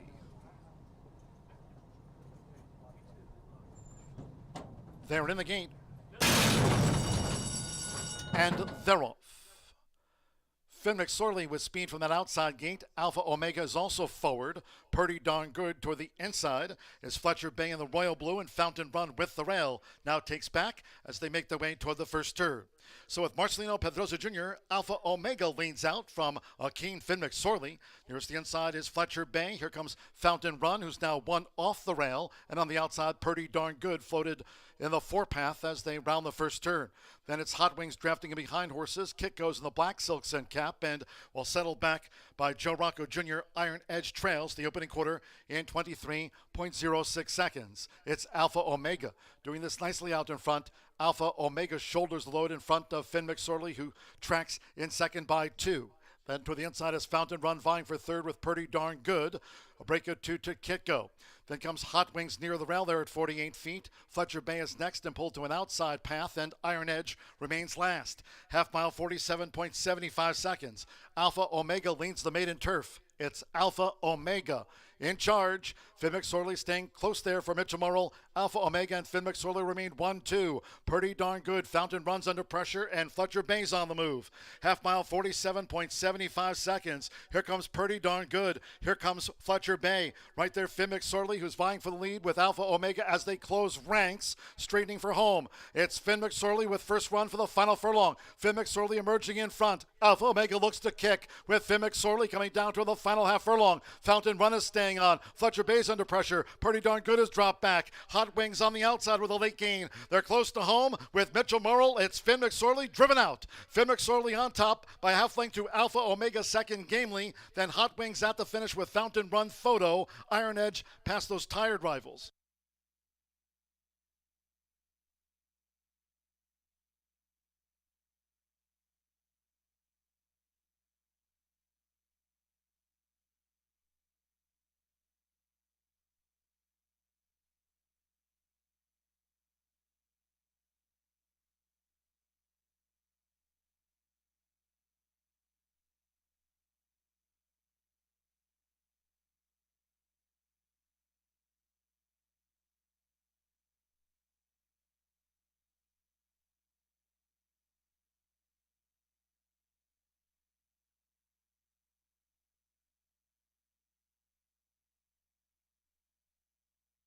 142.18 after the maiden turf. 10-5, and then photos to follow. Third's on the bob. Fletcher Bay, iron edge from out of the backfield.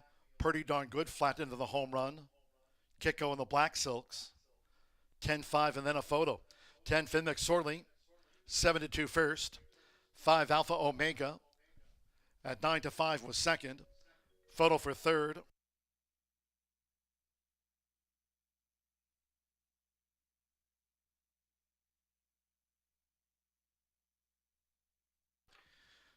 Result of the photograph, third went to 1 Fountain Run.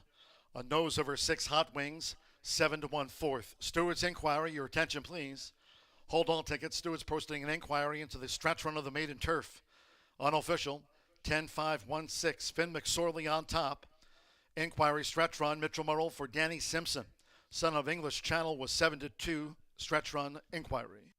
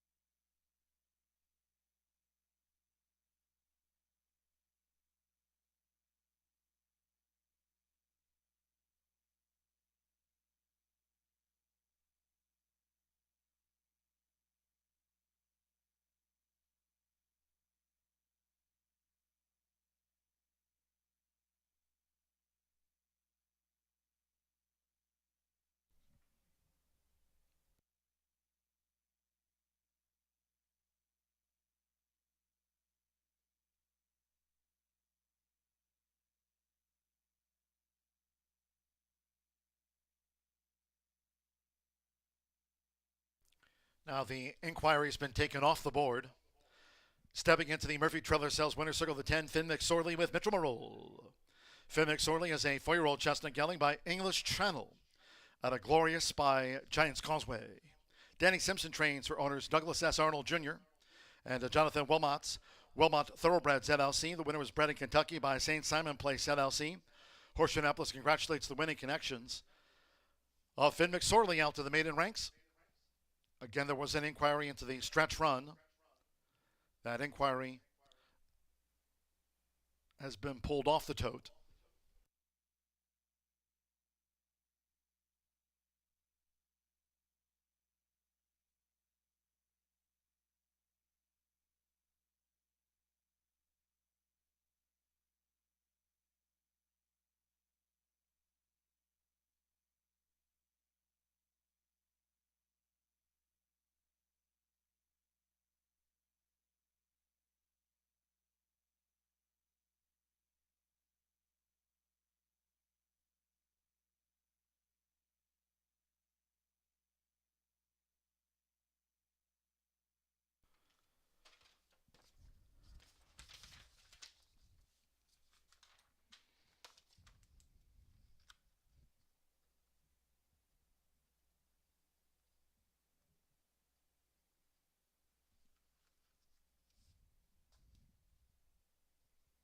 It's official.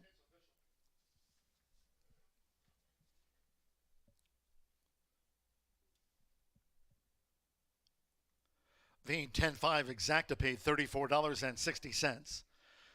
50-cent trifecta pays on 10-5-1, $33.80. 310 double, $130.60. The 10-cent superfecta, 10-5-1-6, paid $23.49. This pick 3, linking up races 2, 3, and 4. 50-cent pick 3, 6 with a 3 with a 10, Finn McSorley, $119.40. 142.18 after the running of race 4. Fifth race maiden sprint, all 12 run. No scratches, one jogger. Change of jockey to Alberto Burgos has a win on the card. Alberto Burgos on 1 jogger. Couple of overweights. 8 Tempest Joe +3. 9 Forever Tapper, a pound over. Exacta Trifecta Superfecta. Double pick 3 and starts to the $1 late pick 4 presented by Itoba. Fast and firm.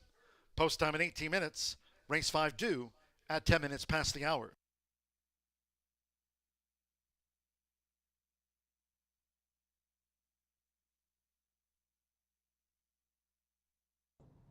They're in the gate. And they're off. Finn McSorley with speed from that outside gate. Alpha Omega is also forward. Pretty darn good toward the inside is Fletcher Bay in the royal blue, and Fountain Run with the rail now takes back as they make their way toward the first turn. So with Marcelino Pedrosa Jr., Alpha Omega leans out from a keen Finn McSorley. Nearest the inside is Fletcher Bay. Here comes Fountain Run, who's now one off the rail. And on the outside, Pretty Darn Good floated in the four-path as they round the first turn. Then it's Hot Wings drafting in behind horses. Kick goes in the black silk scent cap and will settle back by Joe Rocco Jr. Iron Edge trails the opening quarter in 23.06 seconds. It's Alpha Omega doing this nicely out in front. Alpha Omega shoulders the load in front of Finn McSorley, who tracks in second by 2. Then to the inside is Fountain Run vying for third with Pretty Darn Good. A break of 2 to Kitco.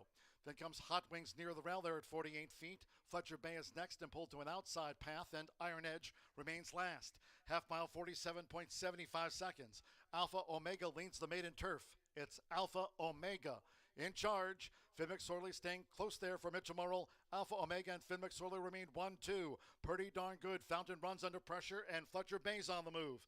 Half mile, 47.75 seconds. Here comes Pretty Darn Good. Here comes Fletcher Bay. Right there, Finn McSorley, who's vying for the lead with Alpha Omega as they close ranks, straightening for home. It's Finn McSorley with first run for the final furlong. Finn McSorley emerging in front. Alpha Omega looks to kick with Finn McSorley coming down to the final half furlong. Fountain Run is staying on. Fletcher Bay's under pressure. Pretty Darn Good has dropped back. Hot Wings on the outside with a late gain. They're close to home with Mitchell Morrill. It's Finn McSorley driven out. Finn McSorley on top by half length to Alpha Omega second gamely. Then Hot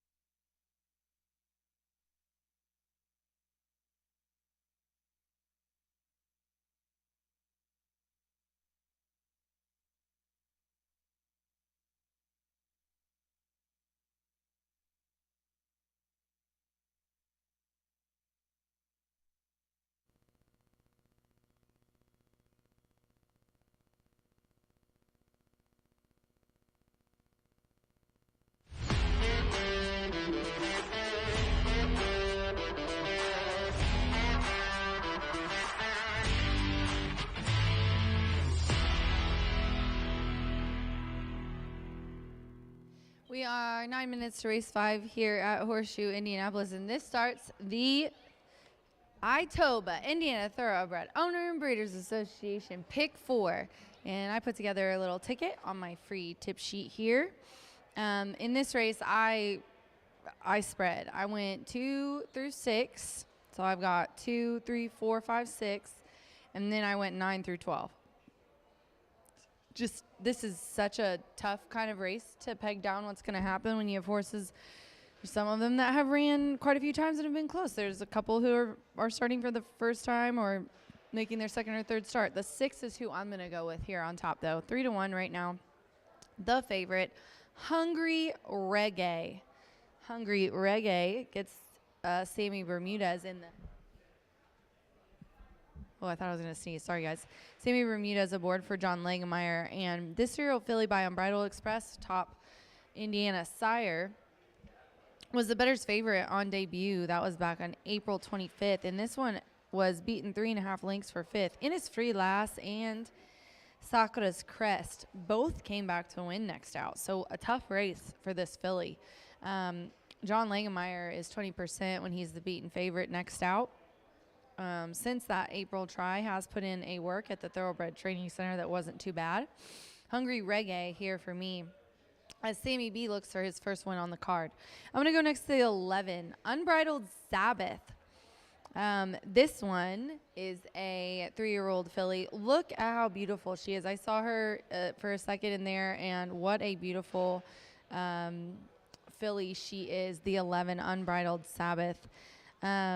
This one, John Horan trains, and he's here today. Just gave him the good luck knuck, so keep that in mind. Ran second as well in her only start. That was on May 13th at 6 furlongs. We're going to 5.5 now. Kind of a similar group. Midnight Caper was in there, but that was only an 8-horse field. This is a full field of 12, a very good betting race. There's lots of different angles to go in here. Some horses press the pace. I haven't seen anyone in here yet that is proven to have the early speed, but could be the case. We're not sure. Evan Roman also looking for a win, his first win on the card here. But a lot to like about the 11, who had a second on debut. And then the 10, Perla Negra. Perla Negra is 16-1. I knew I'd get a pretty good price on this horse, but I will definitely take 16-1 on this Santo Sanger horse. He's, as John and I have always said, pretty underrated. He had a $20 winner yesterday, so don't discount Santo, especially on a first-time starter. This is a 3-year-old filly by Spite Song. The dam, Flor de Pereso, has one winner from one starter, so relatively new, but she's running on Lasix today. May 17th, she had a decent work. May 2nd, a gate work. You love to see it. Katie and Tony Duran had a nice winner with Santo yesterday, that $20 horse I was just telling you about. So definitely was looking for something to sweeten up my try with this 2-1 on top, and the 10 is going to hopefully be able to fulfill that for me. We're 5 minutes to race 5. In this leg, I did spread, as I told you. In the next race, the 6th, it is a mile and a 16th, claiming for 12.5 on the turf. As my guys are putting on my ticket there, I singled the 6th, Talus, in that race. The 7th race, I went with my top 3 selections in that race, 3, 10, and 11 in the Shelby County. And then I'm going to just go with my top 2 in here because I really think Mondavilla is a strong choice in the William Henry Harrison. But as a little bit of a consolation, I threw in Leo Springs. If there's an upset, I thought maybe he'd be the one. That is my $54 ticket here as we kick off the ITOBA late pick 4 in race 5. Good luck.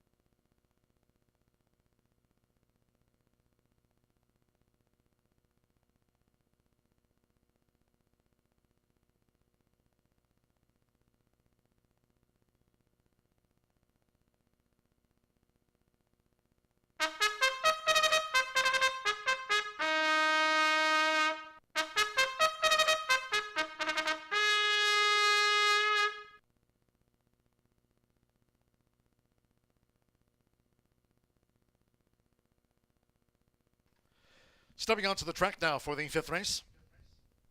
This maiden sprint over the 5.5 furlongs, all 12 run. No scratches, one jogger, Alberto Burgos. Rides one jogger. 8 Tampa's Jill, 3 over. 9 Forever, Tapper, a pound over.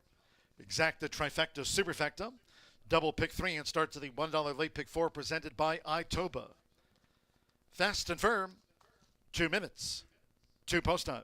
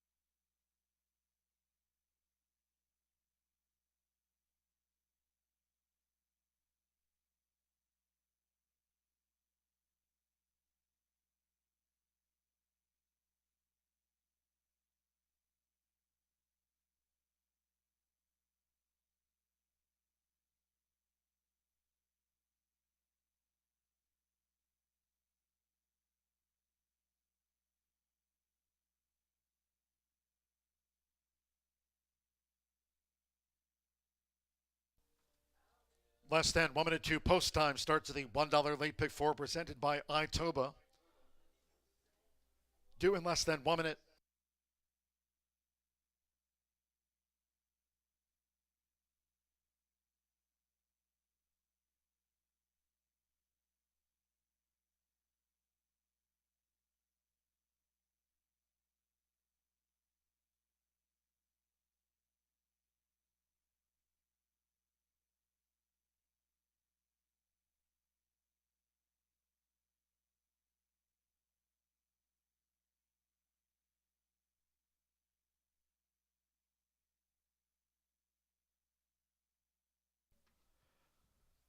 The horses are approaching the starting gate.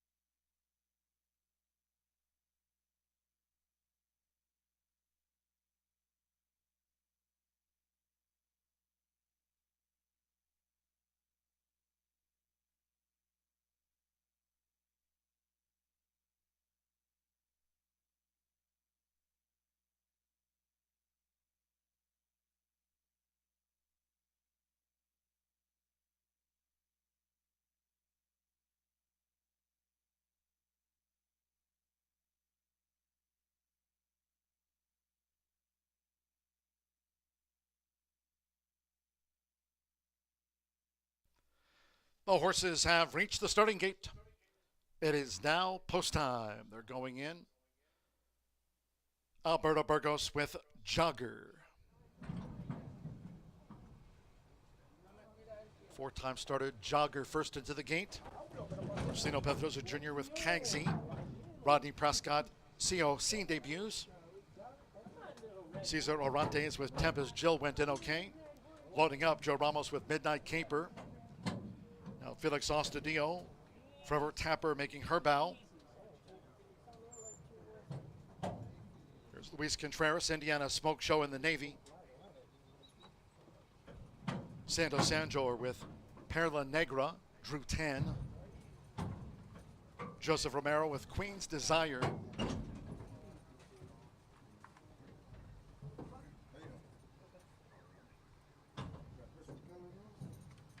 So 9 of the 12 have moved into the true center gate. Evan Roman, Unbridled Sabbath coming up. 2 back. Sammy Bermudez with Hungry Reggae. His 5th here on debut, Hungry Reggae. Facing up to the gate. Hungry Reggae joint 2-1 favorite with Unbridled Sabbath at 5.5 furlongs. This starts the $1 late pick 4, presented here this season by iTobet, Horseshoe Indianapolis. Don't compress. Be a double on the card for Fernando de la Cruz, who took out the 210 opener. Here we go. All in. They're off and sprinting. Forever Tapper was awkwardly away. Don't Compress also drifts back toward last. Hungry Reggae rockets away for Samir Bermudez. Hungry Reggae straight to the front from Cagsy, who pursues. Unbridled Sabbath that next grain to third.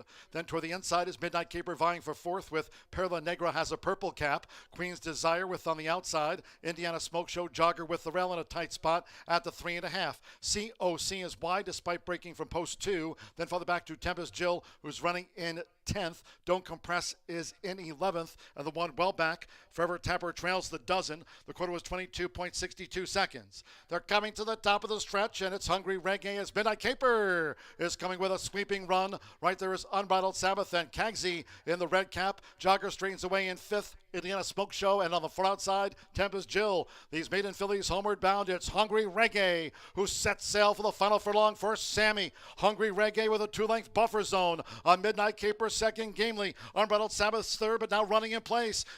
On the outside, Midnight Caper descends on Hungry Reggae. Hungry Reggae and Midnight Caper in a bobbing photo finish. Unbridled Sabbath was third. Indiana Smoke Show fourth. Queen's Desire was fifth. It's on the bob. Photo finish. Midnight Caper and Hungry Reggae. Close call.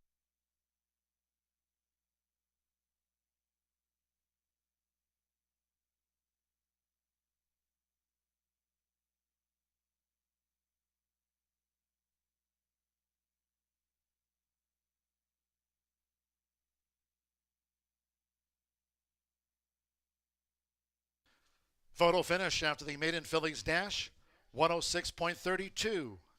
This is a win photograph.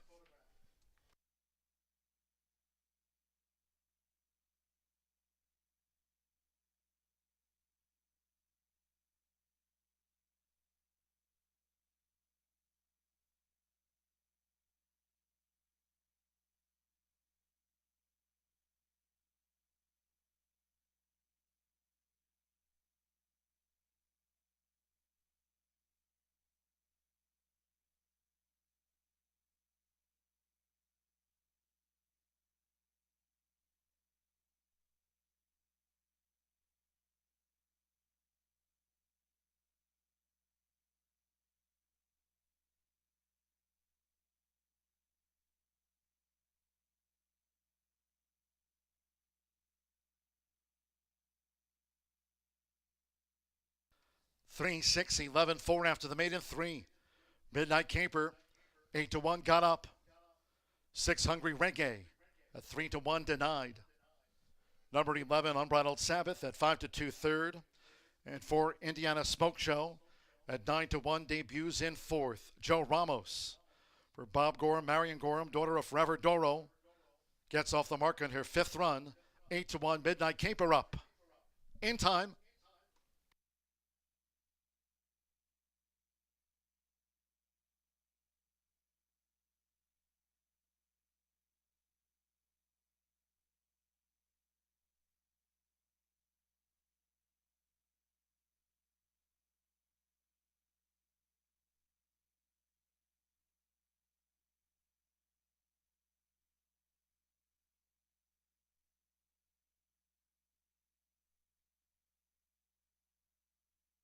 Returning to the Murphy Trailer Sales winner circle, the 3, Midnight Caper with Joe Ramos. Midnight Caper is a 3-year-old bay filly, dark bay or brown filly by Forever Doro, and a Midnight Romance by Midnight Loot. Bob Gorham trains her owner Marion Gorham. The winner was bred in Indiana by Dawn Martin. Race 5 official Horseshoe Indianapolis congratulates the winning connections of Midnight Caper, who got up at 8-1. 3-6 exacta, 124.60 after the win photo. It was on the bob. Indiana Smoke Show 4th, 10-cent superfecta. 3-6 11 4, $188.98. 50-cent pick 3 paid $654.30. 50-cent trifecta, 3-6 11, $134.80. 10-3 double, $103.60. $1 early pick 4 pays out $14,819.40. While the 50-cent early pick 5 on 5 of 5 returns $7,913.15. All 12 ran 106.32 after the maiden filly sprint in race 5. Race 6 is next on the docket. Back to the turf we go. Final leg of the Horseshoe Hat-Trick All Turf Pick 3 today. 23 minutes away from the turf. Scratch 9, King Curlin. 9, King Curlin has been scratched. Exacta, trifecta, superfecta. Turf features the 10-cent Grand High 5. Pentafecta wagering here. Double pick 3. 4:45, post time.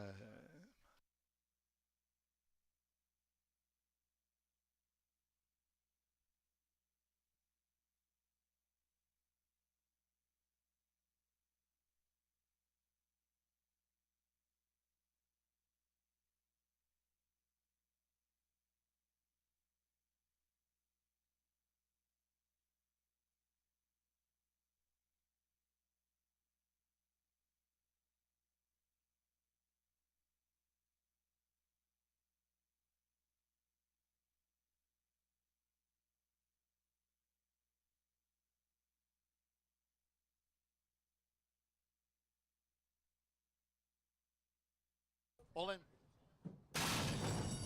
They're off and sprinting. Forever Tapper was awkwardly away. Don't Compress also drifts back toward last. Hungry Reggae rockets away for Simmer Bermudez. Hungry Reggae straight to the front from Kagsy, who pursues. Unbridled Sabbath that next grain to third. Then toward the inside is Midnight Caper vying for fourth with Perla Negra has a purple cap. Queen's Desire with on the outside. Indiana Smoke Show Jogger with the rail in a tight spot at the 3.5. COC is wide despite breaking from post 2. Then further back to Tempest Jill, who's running in 10th. Don't Compress is in 11th, and the one well back. Forever Tapper trails the dozen. The quarter was 22.62 seconds. They're coming to the top of the stretch, and it's Hungry Reggae as Midnight Caper is coming with a sweeping run. Right there is Unbridled Sabbath and Kagsy in the red cap. Jogger straightens away in 5th. Indiana Smoke Show, and on the far outside, Tempest Jill. These maiden fillies homeward bound. It's Hungry Reggae who sets sail for the final furlong for Sammy. Hungry Reggae with a 2-length buffer zone on Midnight Caper second. Gamely Unbridled Sabbath's third, but now running in place. On the outside, Midnight Caper descends on Hungry Reggae. Hungry Reggae and Midnight Caper in a bobbing photo finish. Unbridled Sabbath was third. Indiana Smoke Show 4. All in.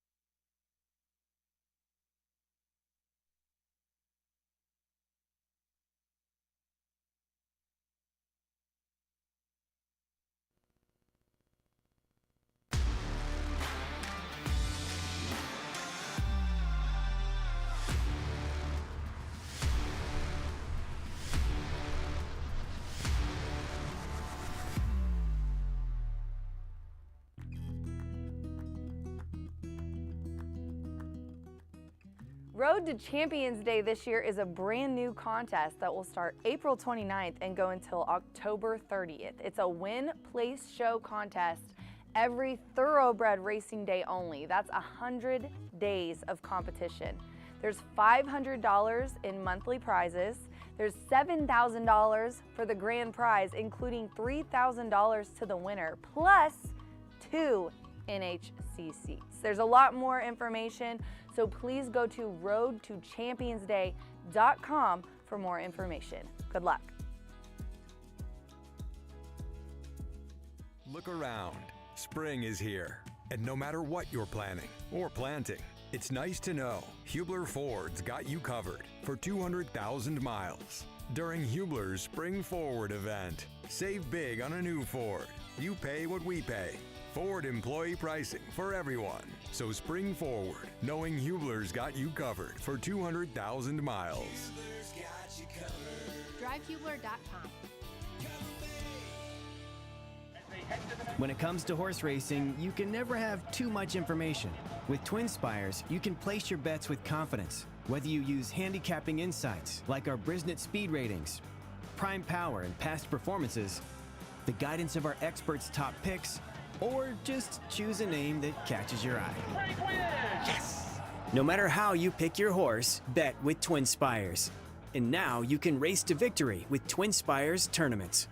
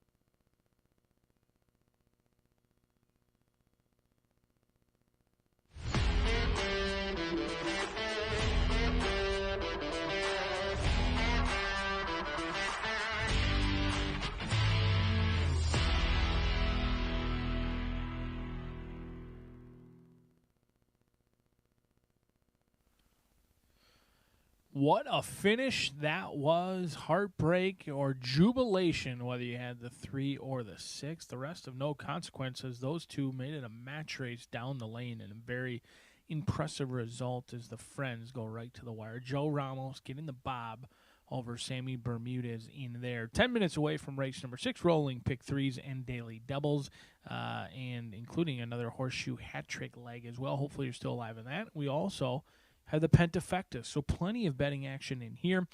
Unfortunately, King Curlin is out. I was hoping to try and beat both the 6 and the 9. However, we'll continue to try and beat who I believe to be a vulnerable favorite in Talus, taking a ton of action right now, 8-5 on the board. I'm going to go a completely different direction while bettors pile on to Talus. I'm going to look at number 8, Breakwater. Hopefully Joe Ramos has another winner up his sleeve. He'll team up with Michael Maker, who you may have seen at Saratoga earlier today, giving the leg up. He looks for a winner for Paradise Farms Corporation with Breakwater. The 6-year-old Flatter Gelding is a 2-time winner from 21 starts. That's the bad news. The good news is 2 of those victories have come on the turf course. They ship in from Florida up to Indiana, where they're hoping to get that Indiana money. Hasn't really been the most rewarding $25,000 claim to date. They've tried $17,000 and $12,500 down in Florida.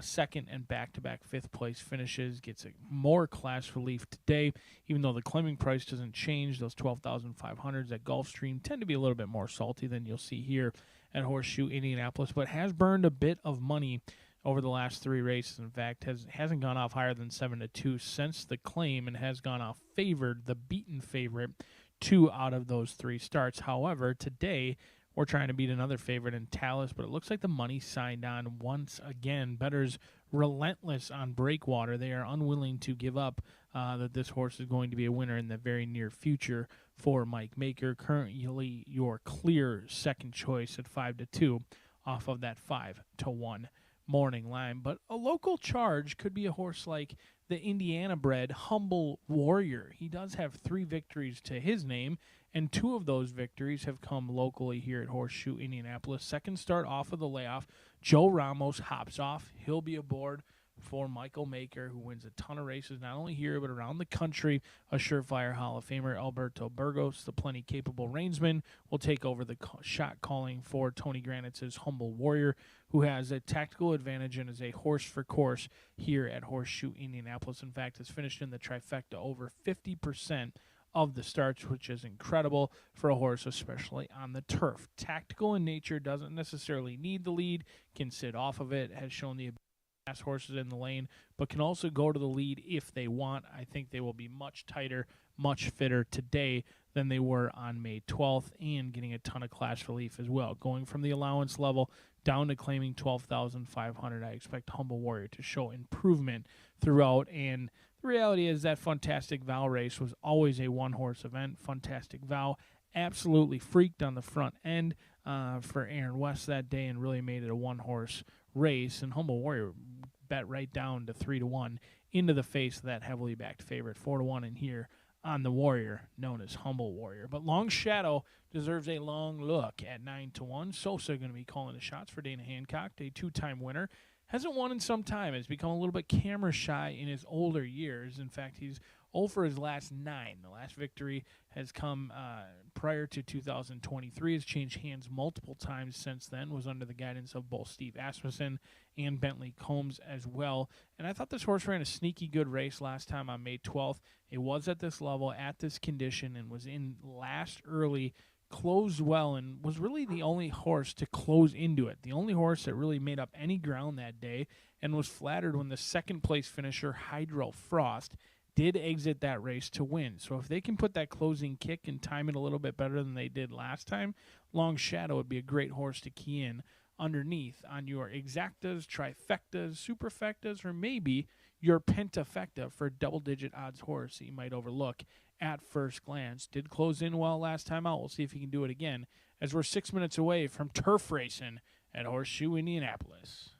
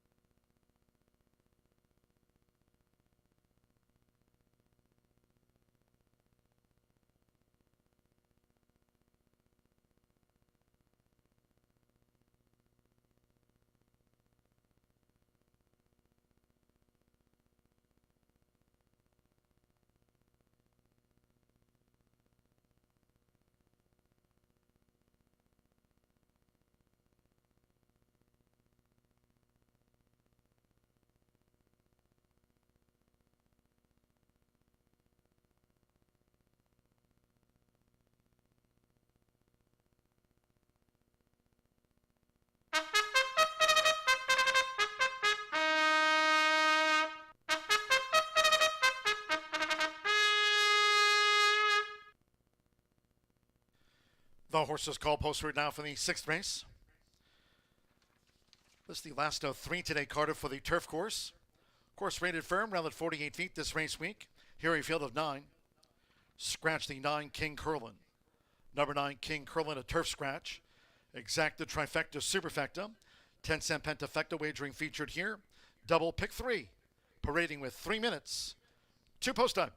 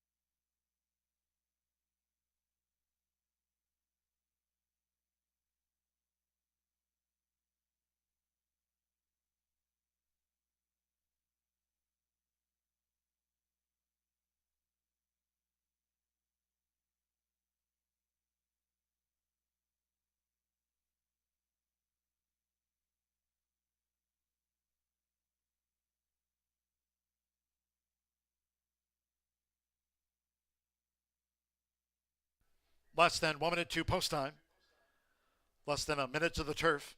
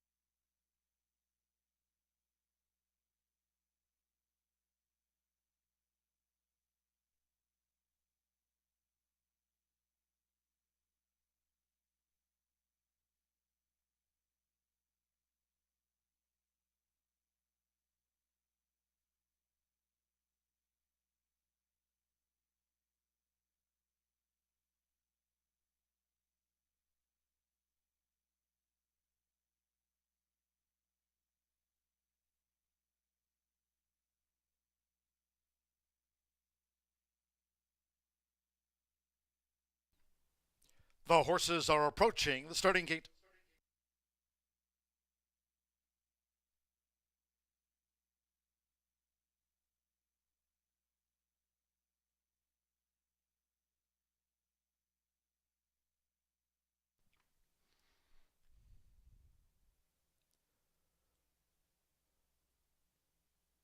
Crossing over now for our final turf race of the day before the handicaps and our quarter horse maiden juvenile dash finale. On final approach,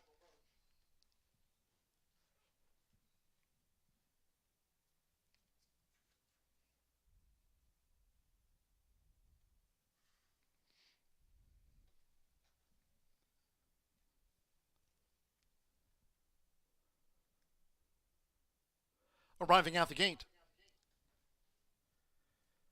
it is now post time.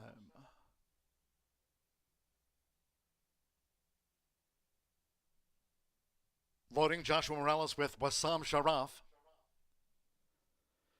Alberto Burgos, Humble Warrior, joins Wassam Sharaf. Now Sammy Bermudez with Cheesesteak.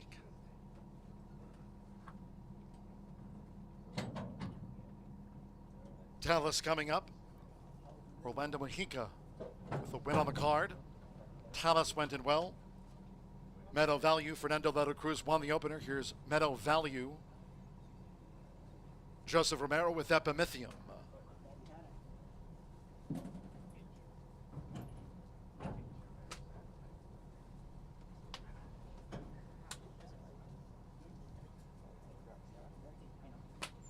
Breakwater went in well. Joe Ramos riding for a double.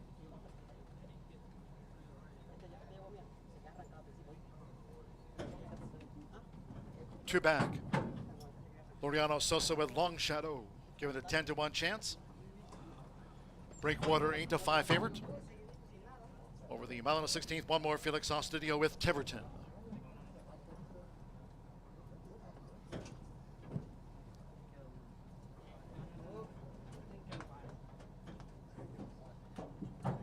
They're in the gate. And they're off. Humble Warrior sharply away in the middle. Nearest the inside is Meadow Value. Cheesesteak settles with the rail, and Talus and the Pink Silk Sun Cap is also forward here as they make their way toward the first turn. It's Meadow Value to the early lead for Fernando Leto Cruz.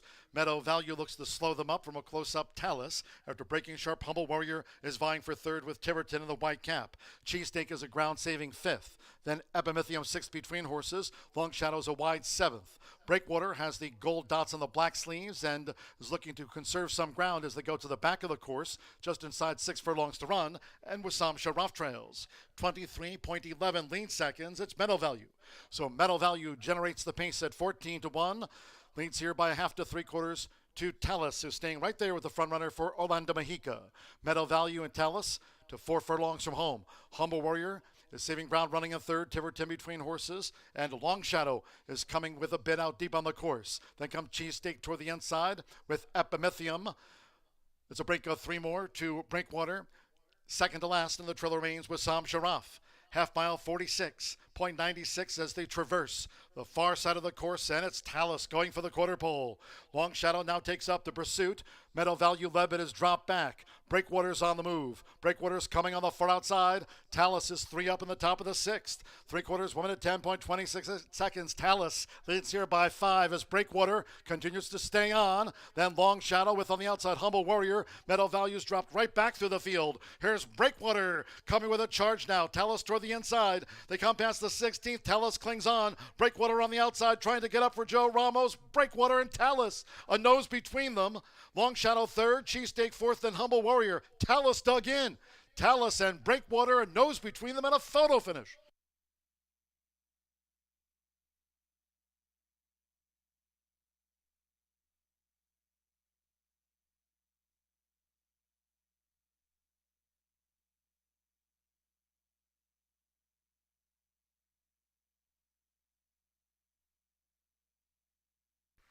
$140.90 after the turf. This is a win photograph. Please hold all tickets.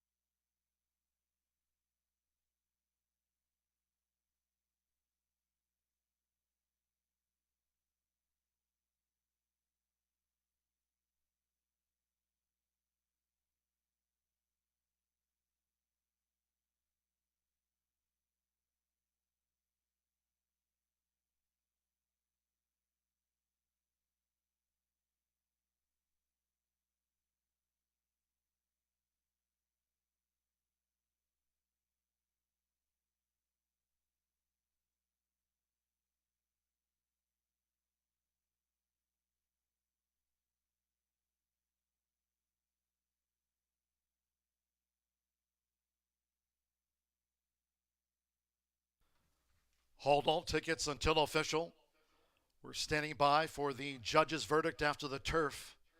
This one was dead tight. It's a photograph. Stand by for the judge's verdict about to come in. Here comes the verdict.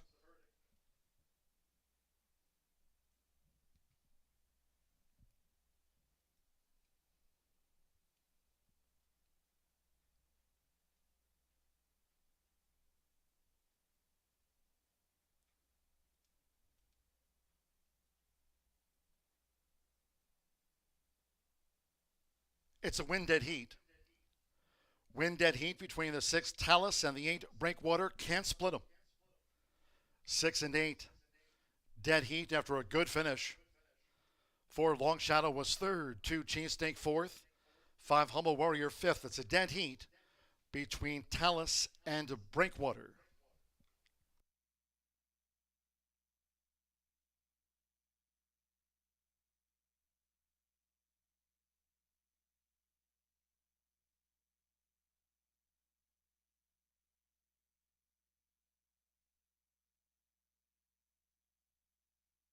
First up into the Murphy Trailer Sales winner's circle, the 8 Breakwater, riding double for Joe Ramos after the wind-dead heat.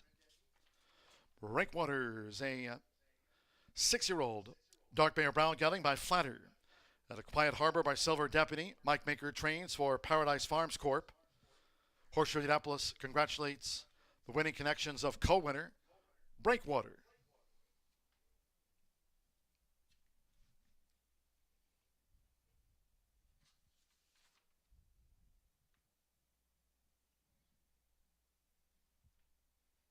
Next up after the wind-dead heat, stepping into the Murphy Trailer Sales winner's circle, the co-winner, 6 Talus, riding double for Orlando Mejica.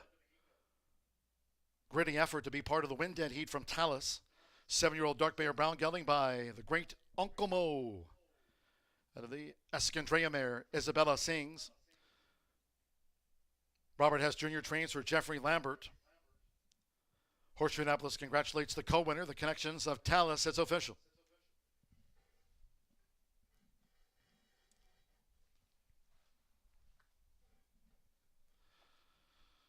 Multiple pains after the wind-dead heat. 140.90 for Talus and Breakwater. They hit the wire together. 6-8 exacta, $6.20. 8-6 exacta, $7 even. 6-8-4, 50-cent trifecta, $7.95. 8-6-4, $9.60. 3-6 double 20, $180. 3-8 double 37.40. 6-8-4-2, 10-cent superfecta, $8.10. Dime super 8-6-4-2. That's superfecta, $9.95. Pick 3, $35. 10-cent pentafecta, 6-8-4-2-5, $28.65. The other $39 in change, 8-6-4-2. And the 5 was fifth for those pentafectas. A couple of premier races here on the Wednesday card. First up, the Feathers Mares in the Shelby County. Race 7, scratch 9. Bella Francesca, scratch the 9. Exacta trifecta superfecta, the 10-cent pentafecta. Double final pick 3 of the day. Post time at 24 minutes, now due at 5:21.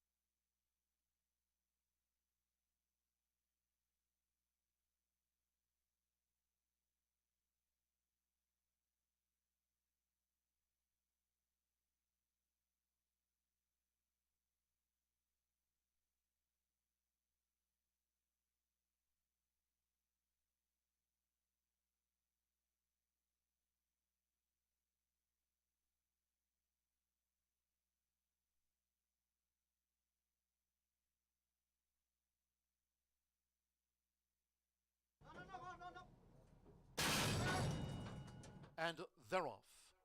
Humble Warrior sharply away in the middle. Nearest the inside is Meadow Value. Cheesesteak settles with the rail, and Talus and the Pink Silks on cap is also forward here as they make their way toward the first turn. It's Meadow Value to the early lead for Fernando de la Cruz. Meadow Value looks to slow them up from a close-up Talus. After breaking sharp, Humble Warrior is vying for third with Tiverton in the white cap. Cheesesteak is a ground-saving fifth.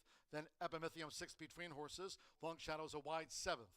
Breakwater has the gold dots on the black sleeves and is looking to conserve some ground as they go to the back of the course, just inside 6 furlongs to run, and Wissam Sharaf trails. 23.11 lead seconds. It's Meadow Value. So Meadow Value generates the pace at 14-1. Leads here by a half to 3/4 to Talus, who's staying right there with the front runner for Orlando Mexica. Meadow Value and Talus to 4 furlongs from home. Humble Warrior is saving ground running in third. Tiverton between horses, and Long Shadow is coming with a bit out deep on the course. Then comes Cheesesteak toward the inside with Epimethium. It's a break of 3 more to Breakwater. Second to last in the trail remains Wissam Sharaf. Half mile 46.96 as they traverse the far side of the course, and it's Talus going for the quarter pole. Long Shadow now takes up the pursuit. Meadow Value led, but has dropped back. Breakwater's on the move. Breakwater's coming on the far outside. Talus is 3 up in the top of the 6th. 3/4, 1 minute 10.26 seconds. Talus leads here by 5 as Breakwater continues to stay on. Then Long Shadow with on the outside Humble Warrior. Meadow Value's dropped right back through the field. Here's Breakwater coming with a charge now. Talus toward the inside. They come past the 16th. Talus clings on. Breakwater on the outside trying to get up for Joe Ramos. Breakwater and Talus. A nose between them. Long Shadow third. Cheesesteak fourth, and Humble Warrior.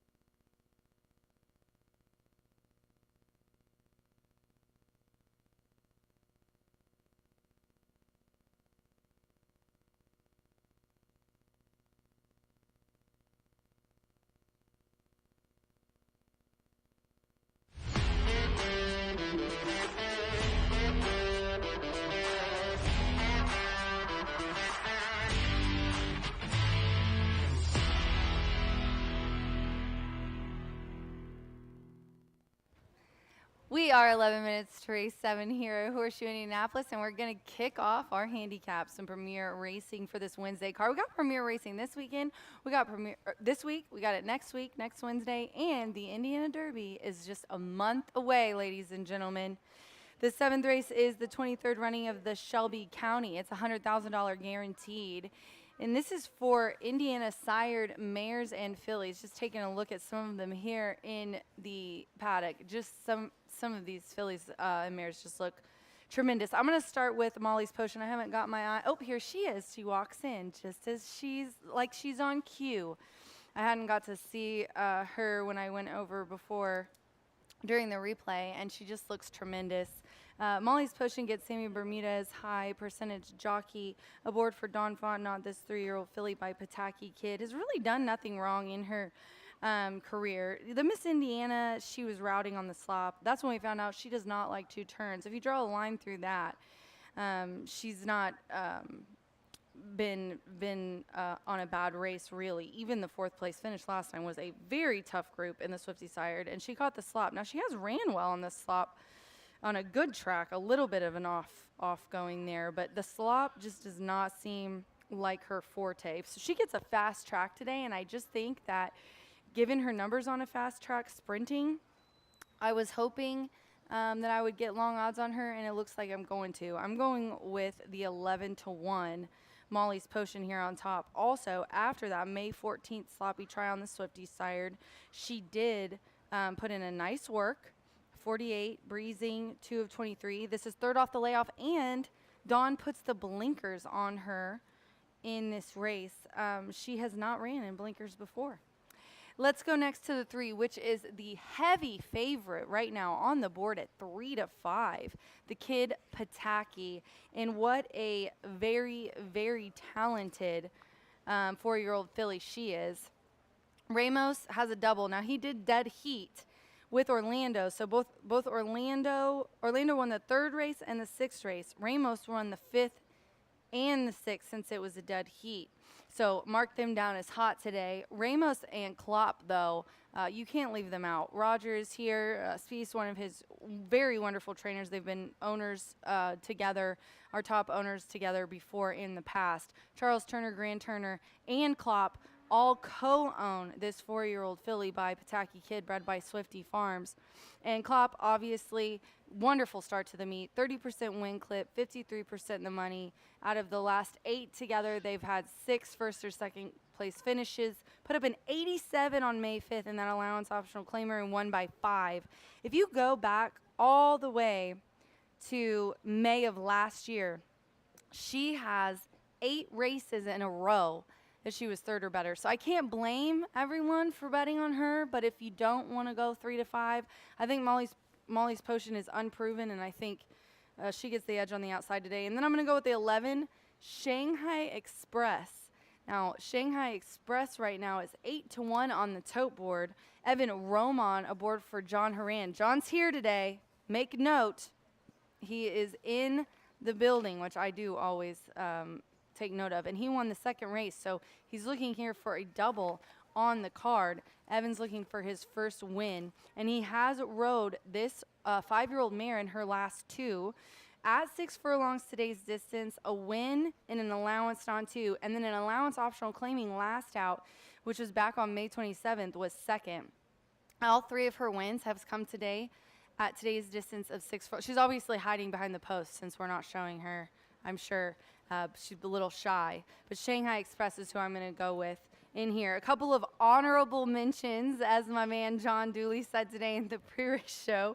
I do want to mention Work It Windy. You might want to, the 6, you might want to mix into your exactas with my top selections here, 10, 3, 11. Maybe do a super, throw in the 6, do another one and throw in the 5. I think Crosley has a lot of talent for John Langemeyer in the 6. Work It Windy put up a 79 last time at today's distance.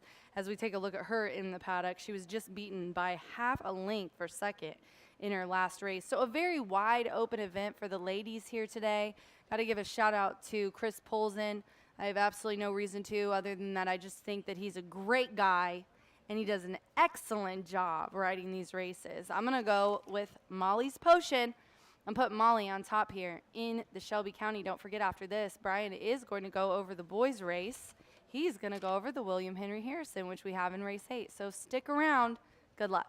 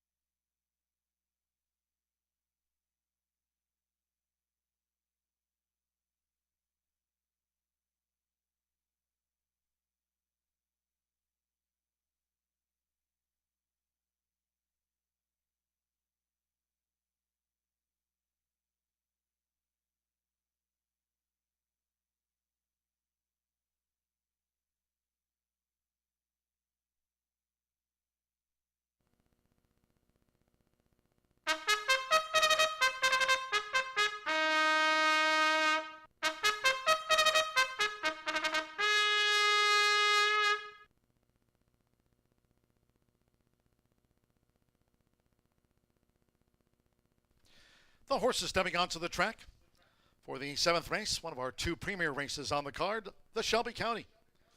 Here a field of 10, scratch 9, Bella Francesca. The 9 is a non-runner.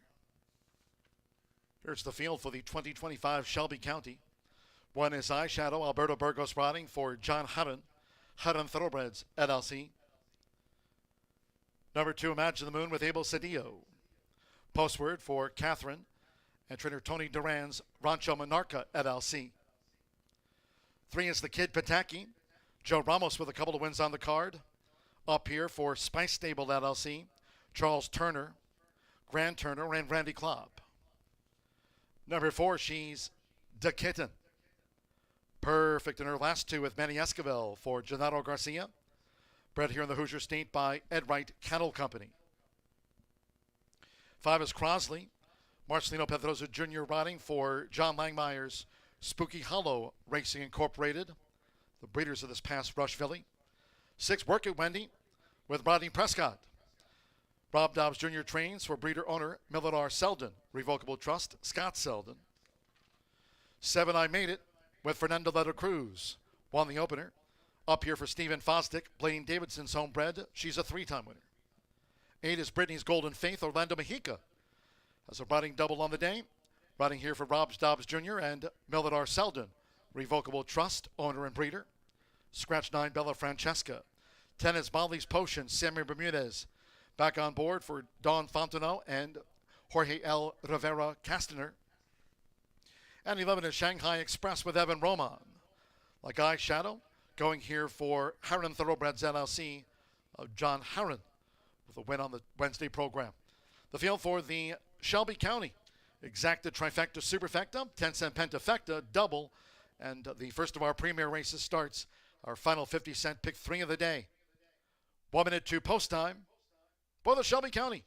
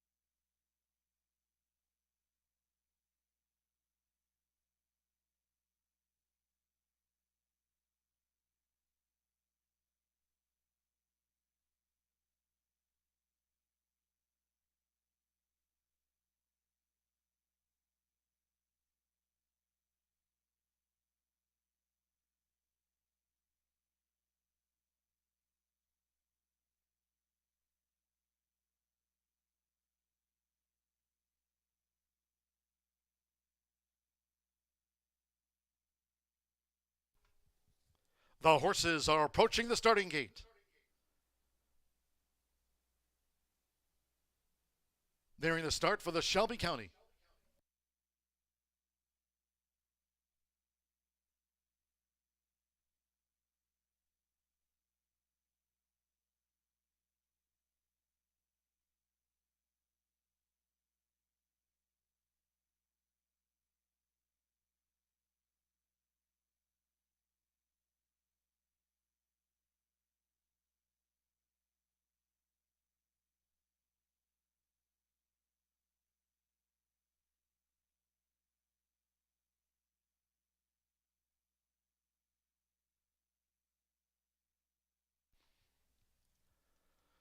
The horses have reached the starting gate. It is now post time for the Shelby County.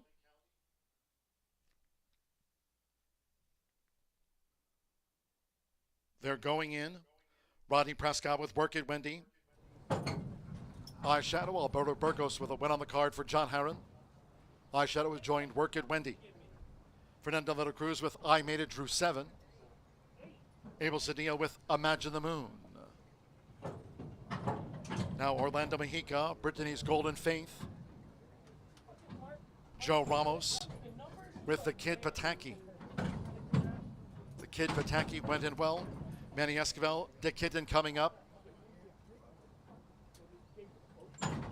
Now Sammy Bermudez with Molly's Potion.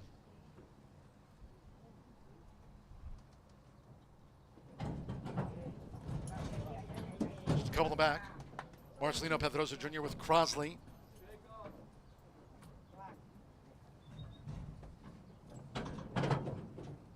One more. Evan Roman with Shanghai Express. It's the first of two handicaps on the card here at Horseshoe Indianapolis. They're in the gate. No. Let me get. They're off. Racing in the Shelby County. Crosley sharply away.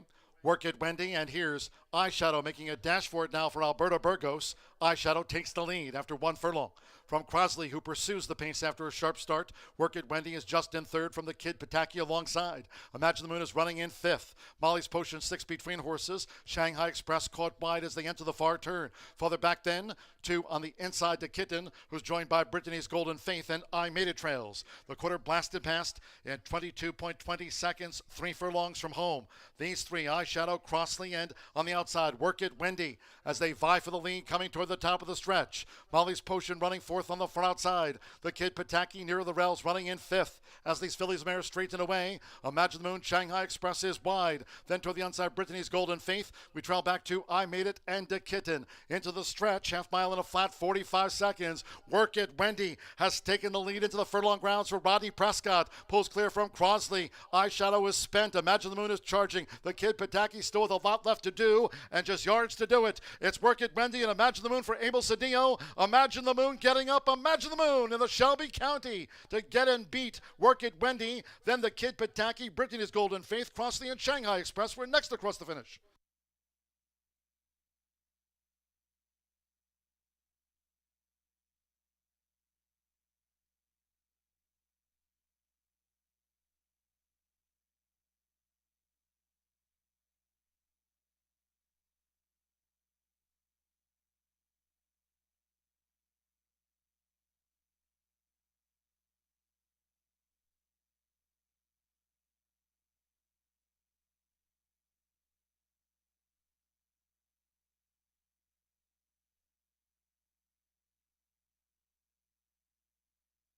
.11.62 after the Shelby County.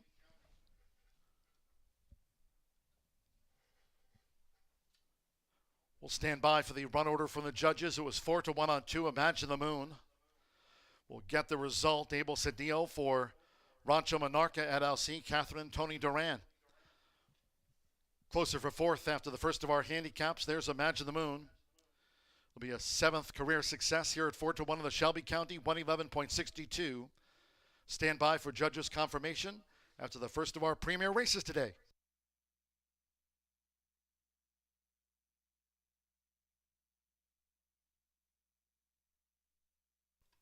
Two, 6, 3, 8, and the 5 runs fifth. First, number 2, Imagine the Moon at 4-1. 6, Work It Wendy. 7-2 second game effort, but tracked down near home. 3, The Kid Pataki at 4-5 was third. 8, Brittany's Golden Faith at 20-1 slipped into the superfecta. 5, Crossley at 28-1 for the pentafecta. 2-6, 3-8-5.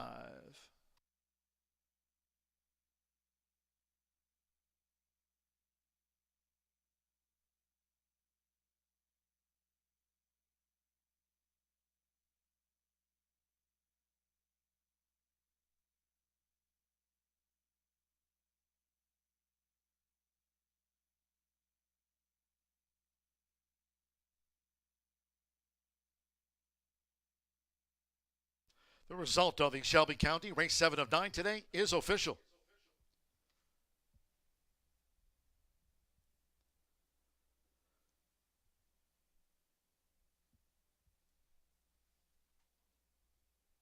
Returning to the Murphy Trailers House winner circle, the 2, Imagine the Moon, with Abel Cedillo. Imagine the Moon is a 5-year-old dark mare, brown mare by Reddy's Image. Out of the Malibu Moon mare, the Moon and the Stars. For Rancho Monarca LLC of Catherine and trainer Tony Duran, they bred this Reddy's Image mare. Horseshoe Indianapolis congratulates the winning connections of Imagine the Moon at the shoe.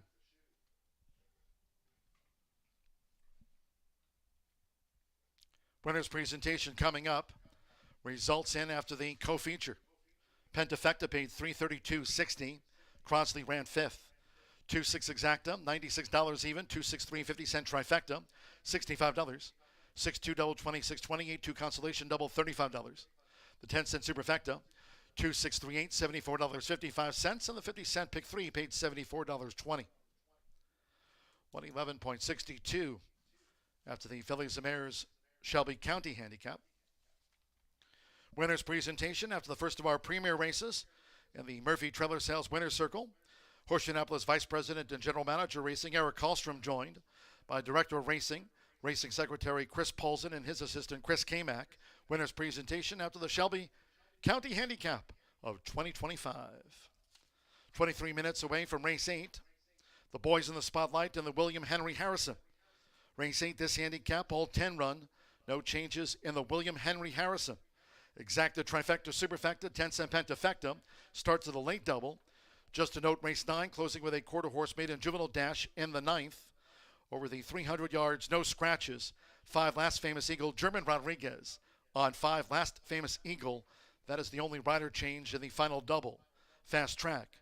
Post time for the William Henry Harrison at 5:56. In just a moment, down below to the Murphy Trailer Sales Winner's Circle, where Racing Rachel is chatting it over with Tony Duran.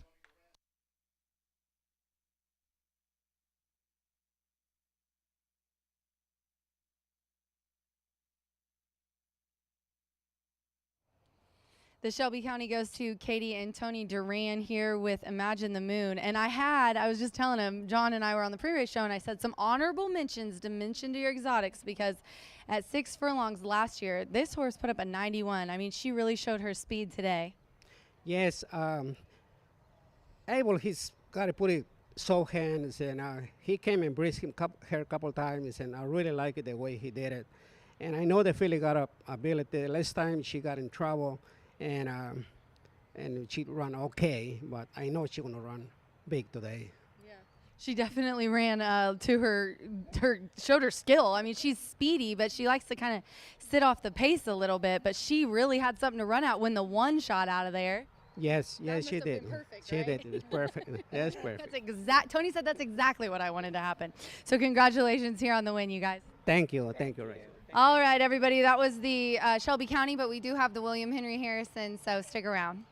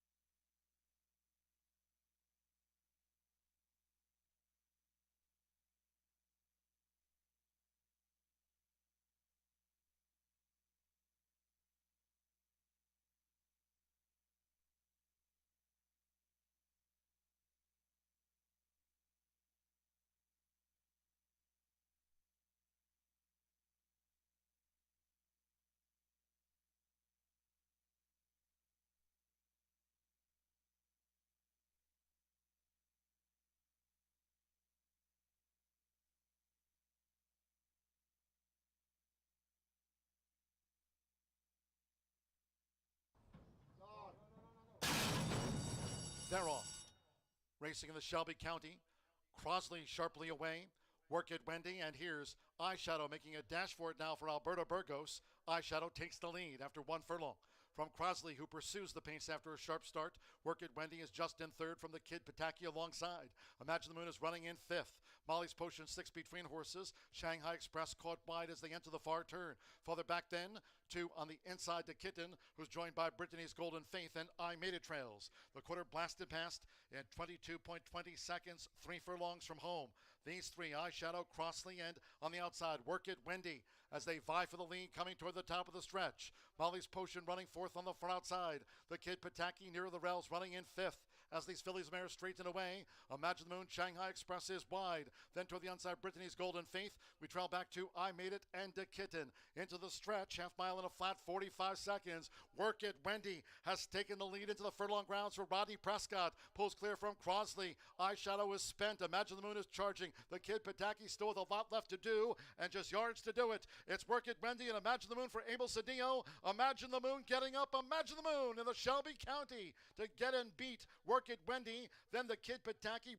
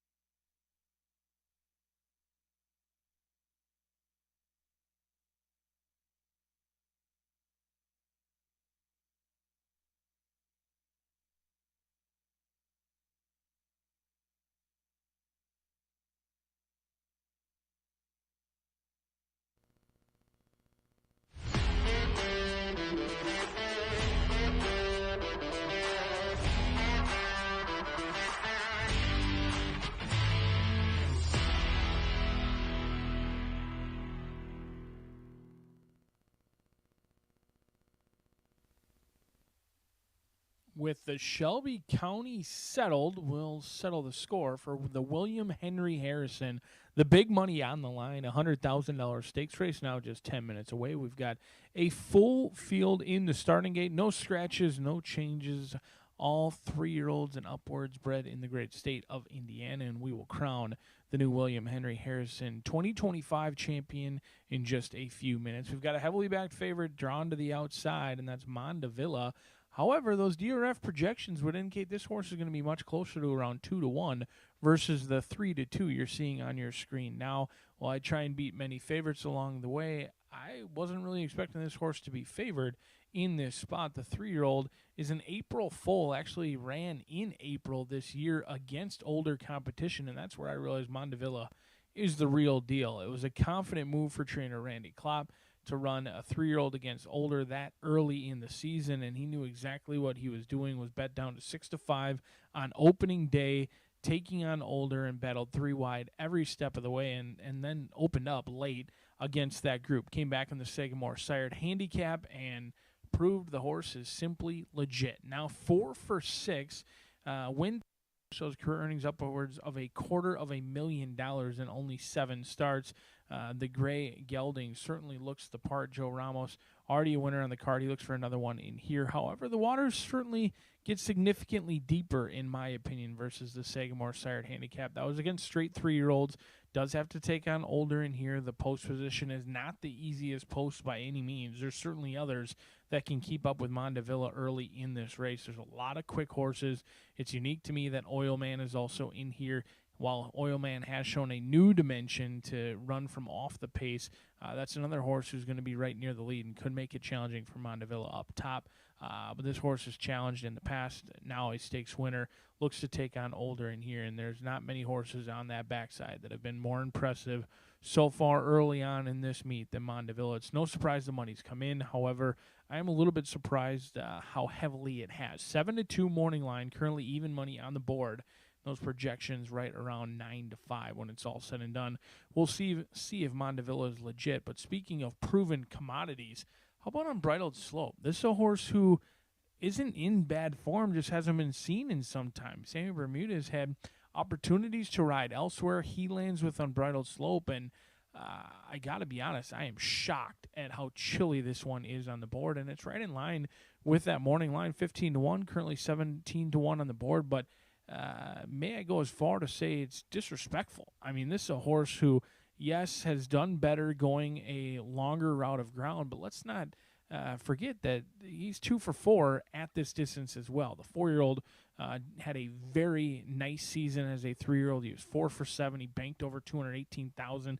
He dominated the Unreachable Star handicap. He ran very well in the $250,000 Governor's handicap. I mean, he did probably miss a start in the Sagamore sired handicap.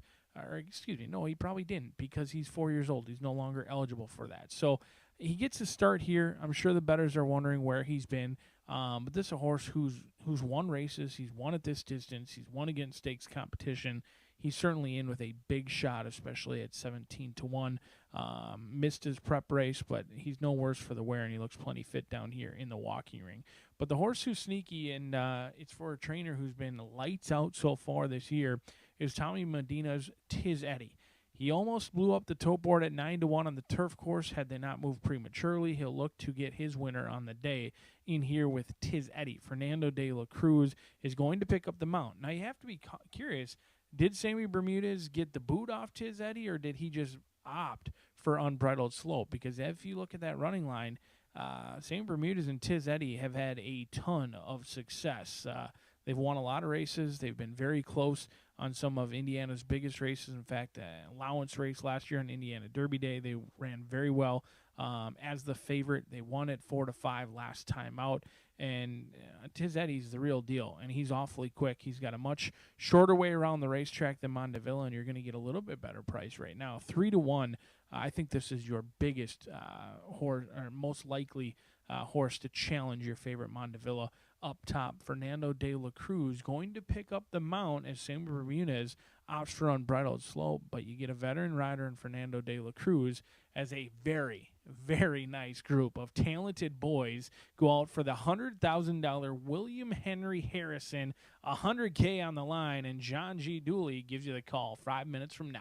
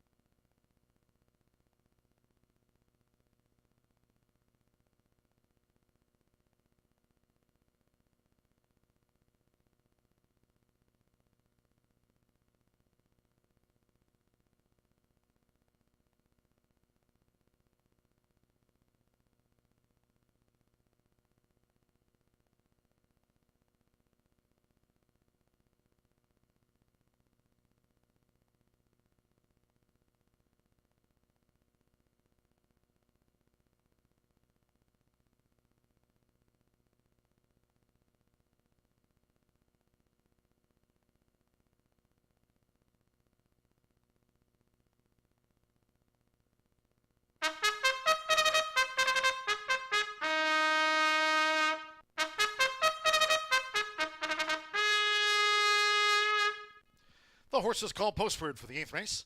The second of our premier races on the card, the William Henry Harrison. This over the 6 furlongs, a field of 10. No changes here in the handicap. Presenting the field as they parade for the 22nd running of the William Henry Harrison. One is Commander Storm. Abel Cedillo riding for a handicap double. Postword here for Michael J. Ryan's Clabbermore Stable LLC and Harran Thoroughbreds LLC of John Harran. To Mr. Chaos, Orlando Mejica back on board the 9-time winner. Rob Dobbs Jr. trains for Judy Doris and Ken Sentel. 3 Tiz Eddie with Fernando de la Cruz. Thomas Medina trains for owner Ellen K. Hobson. 4 is Spot on Justice with Manny Esquivel. Chaz Recchi trains, owned by Raquel Soriano. Winner 2 straight, here's 5 CJ Storm. Alberto Burgos riding for John Harran. Harran Thoroughbreds LLC, co-owned by Janet Watt and Charles Watt. Butch's Best is drawn 6. Mitchell Morrill riding for Rob Dobbs Jr. Bred by owner Mildred R. Selden Revocable Trust of Scott Selden. 7 is Leo Springs, Evan Roman riding for John Harran's Harran Thoroughbreds LLC. Here's the 8 Oil Man. Luis Contreras in the Navy Silks for breeder owner Liz Klopp. The 4-time winner is conditioned by Randy Klopp. Armado Slope is drawn 9. Making his 4-year-old seasonal bow, Sammy Bermudez. Riding for owner and trainer Devaris Douglas here in the William Henry Harrison. And the 10 is Mon de Villa.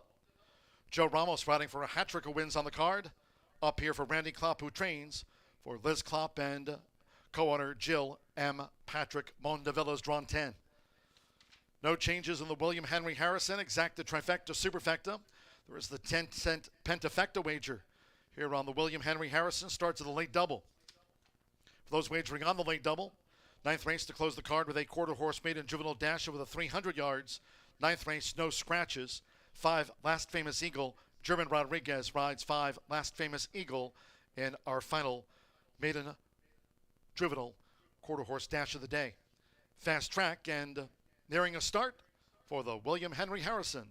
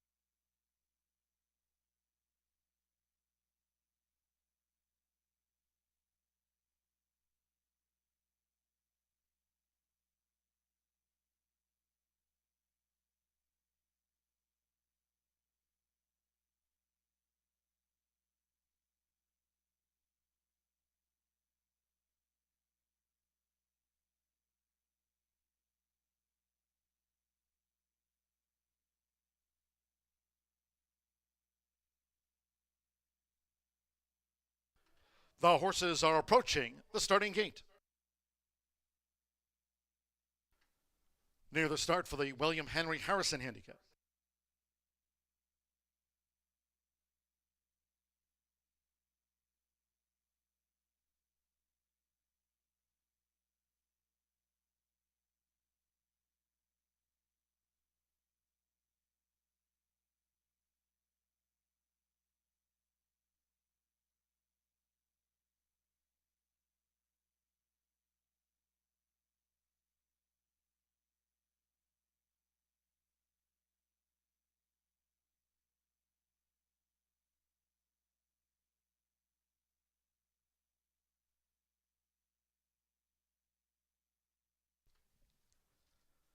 The horses have reached the starting gate.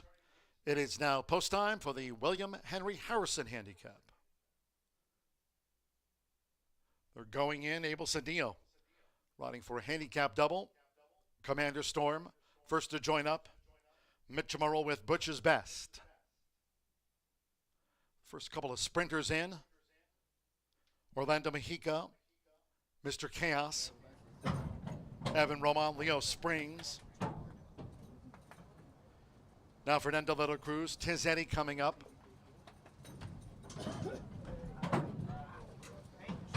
Luis Contreras with Oil Man in the Navy Silks. Manny Escobar will Spot on Justice.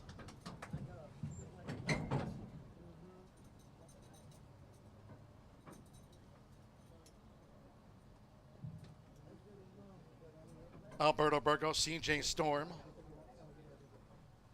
The John Herron 3. Samuel Bermudez, Unbridled Slope, making his 4-year-old seasonal bow in the handicap, so stand by. One more, Joe Ramos with Mondavilla. Shelby County Phillies Mares went in 111.62. They're in the gate. And they're off in the William Henry Harrison. Mondavilla sharply away for Joe Ramos. Tiz Eddie has that speed. Spot on Justice also looking to mix it up along with Butch's Best. It's a mad dash. Nearest the inside, Tiz Eddie has taken a very short lead from right there, Spot on Justice, right there, Butch's Best, and after sharp start, Mondavilla fourth on the far outside as they streak toward the far turn. CJ Storm tracks the leading quartet from fifth. Oilman follows in sixth, Mr. Chaos in seventh, then Unbridled Slope with Commander Storm and Leo Springs trails. The quarter blown past in 21.60 seconds, hot pace on. Inside 3 furlongs left. Tiz Eddie as Mondavilla is gearing up now. Here's Mondavilla to take on Tiz Eddie past the quarter pole on even terms, while 3 clear from the outside. CJ Storm into third. Spot on Justice showed speed but has dropped back, and here come the Hoosiers. Top of the lane, half mile, 44.24 seconds. Tiz Eddie narrowly. It's Tiz Eddie, roused by Fernando de la Cruz. Mondavilla right there alongside, battling to a nose lead. Mondavilla, Tiz Eddie past the 16th, and CJ Storm looking to pick them up for Alberto Burgos. Here's CJ Storm. CJ Storm rolls to 3 in a row. CJ Storm has won it by half length to Mondavilla. Tiz Eddie was third, then Unbridled Slope and Oilman.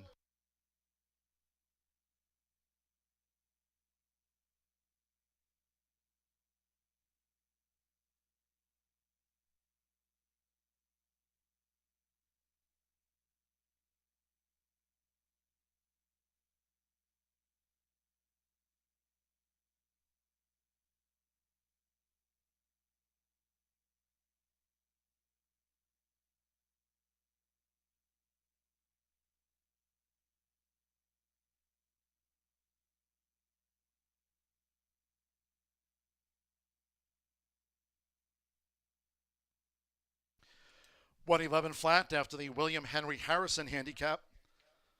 0.62 faster than the Phillies and Mares. 111, 5, 10, 3. Photo there for fourth. Hold all bets until official 5. CJ Storm. 6-1 first, 10 Mondavilla. At 7-2 was the runner-up, 3 Tiz Eddie. At 8-5, the favorite runs third on the William Henry Harrison. Stand by for the fourth and fifth. Alberto Burgos teaming again here for John Herron. CJ Storm, 3 for 3 this meet.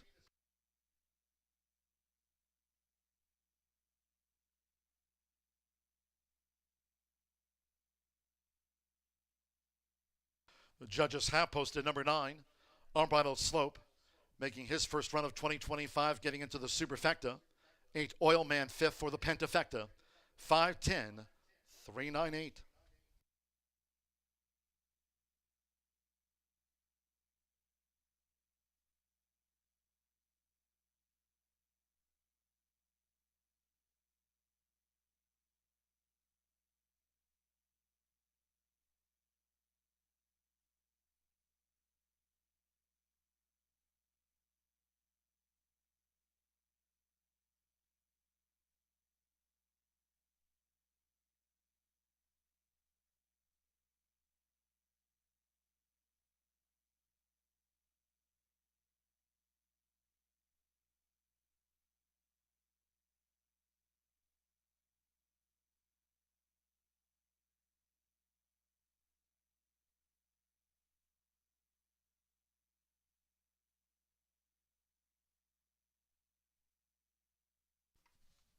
The result of the 8th race, the William Henry Harrison Handicap official.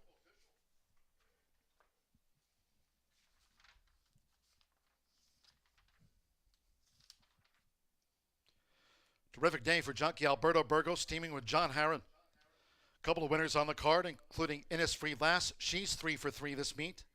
And here on this Three-peat meet winner, the 5 CJ Storm in the Murphy Trailer Sales Winner's Circle. Alberto Burgos, last season's riding champion on 81 wins with a double on the day. CJ Storm, 3 for 3 in 2025. 5-year-old Dark Bayer Brown gelding by Storm's Eye. And a perfect list by Peaks and Valleys. Racing for trainer John Harron, Harron Thoroughbreds LLC, Janet Watt, and Charles Watt. Horseshoe Indianapolis congratulates the winning connections of CJ Storm, and John's here today too.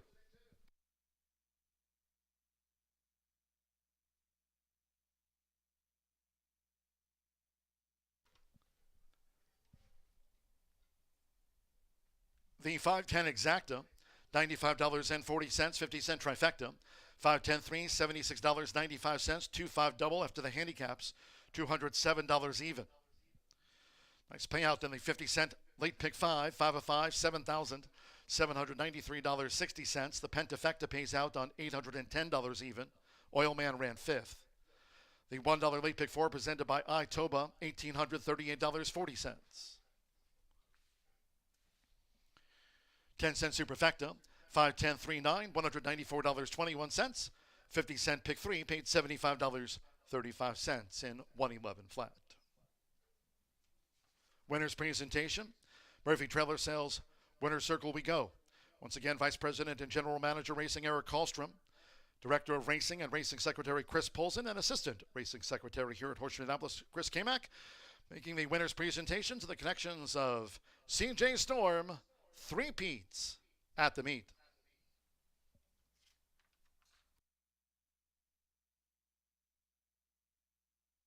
Noting in the 9th, closing the card with a quarter-horse maiden juvenile dash over the 300 yards. Fast track, no scratches. 5 Last Famous Eagle, German Rodriguez. On 5 Last Famous Eagle, reported overweights, the 2, Keep Them in Corona, 3 over. 8 H.H. Shakem Kate, 2 over. 10 D Double Deuce, 5 over. Exacta, trifecta, superfecta. There is a carryover, horse players. Here in the 10-cent quarter horse, Grand High 5. The pentafecta carryover stands at $2,889. 15 minutes to post time at 6:23. Racing Rachel next with the post-race interview after the William Henry Harrison.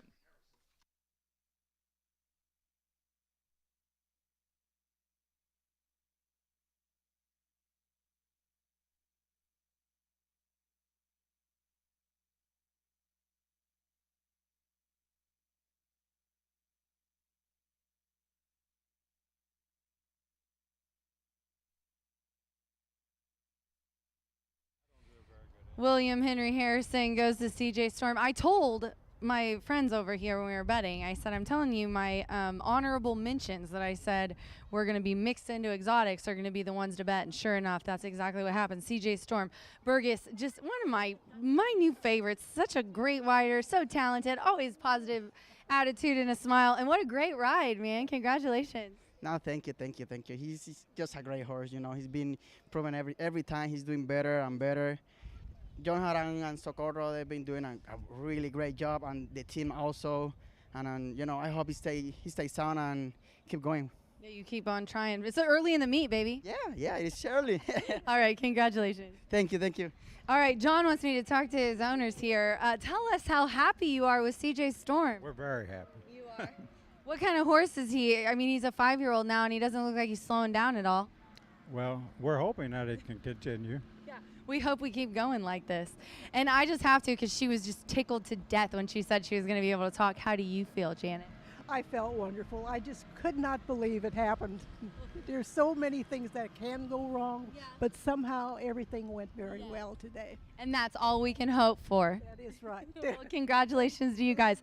John, everybody talked for you. So, I mean, thanks for showing up and prettying up the scene here. Yeah. I'm not as pretty as you, though. It's debatable. CJ Storm here takes the William Henry Harrison. Congratulations. All right. Congratulations to my team. Great job, guys. Keep it going. We got a long meet ahead of us. Yes, and you're doing really well, honestly. You've gone off to a really great start this year, which is not crazy or anything, but your percentages are super high. Yeah, we're hanging in there. You keep on hanging in there. That's all we can do. All right, you guys. We got one more event coming up, a quarter horse race, so stick around.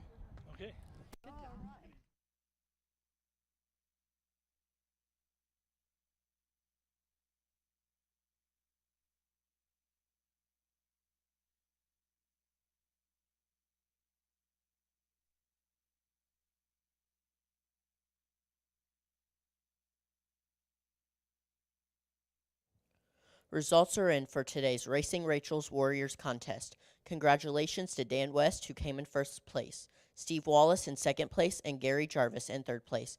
Dan will be advancing to the final. Thank you for being here at Horseshoe Indianapolis, and have a great night.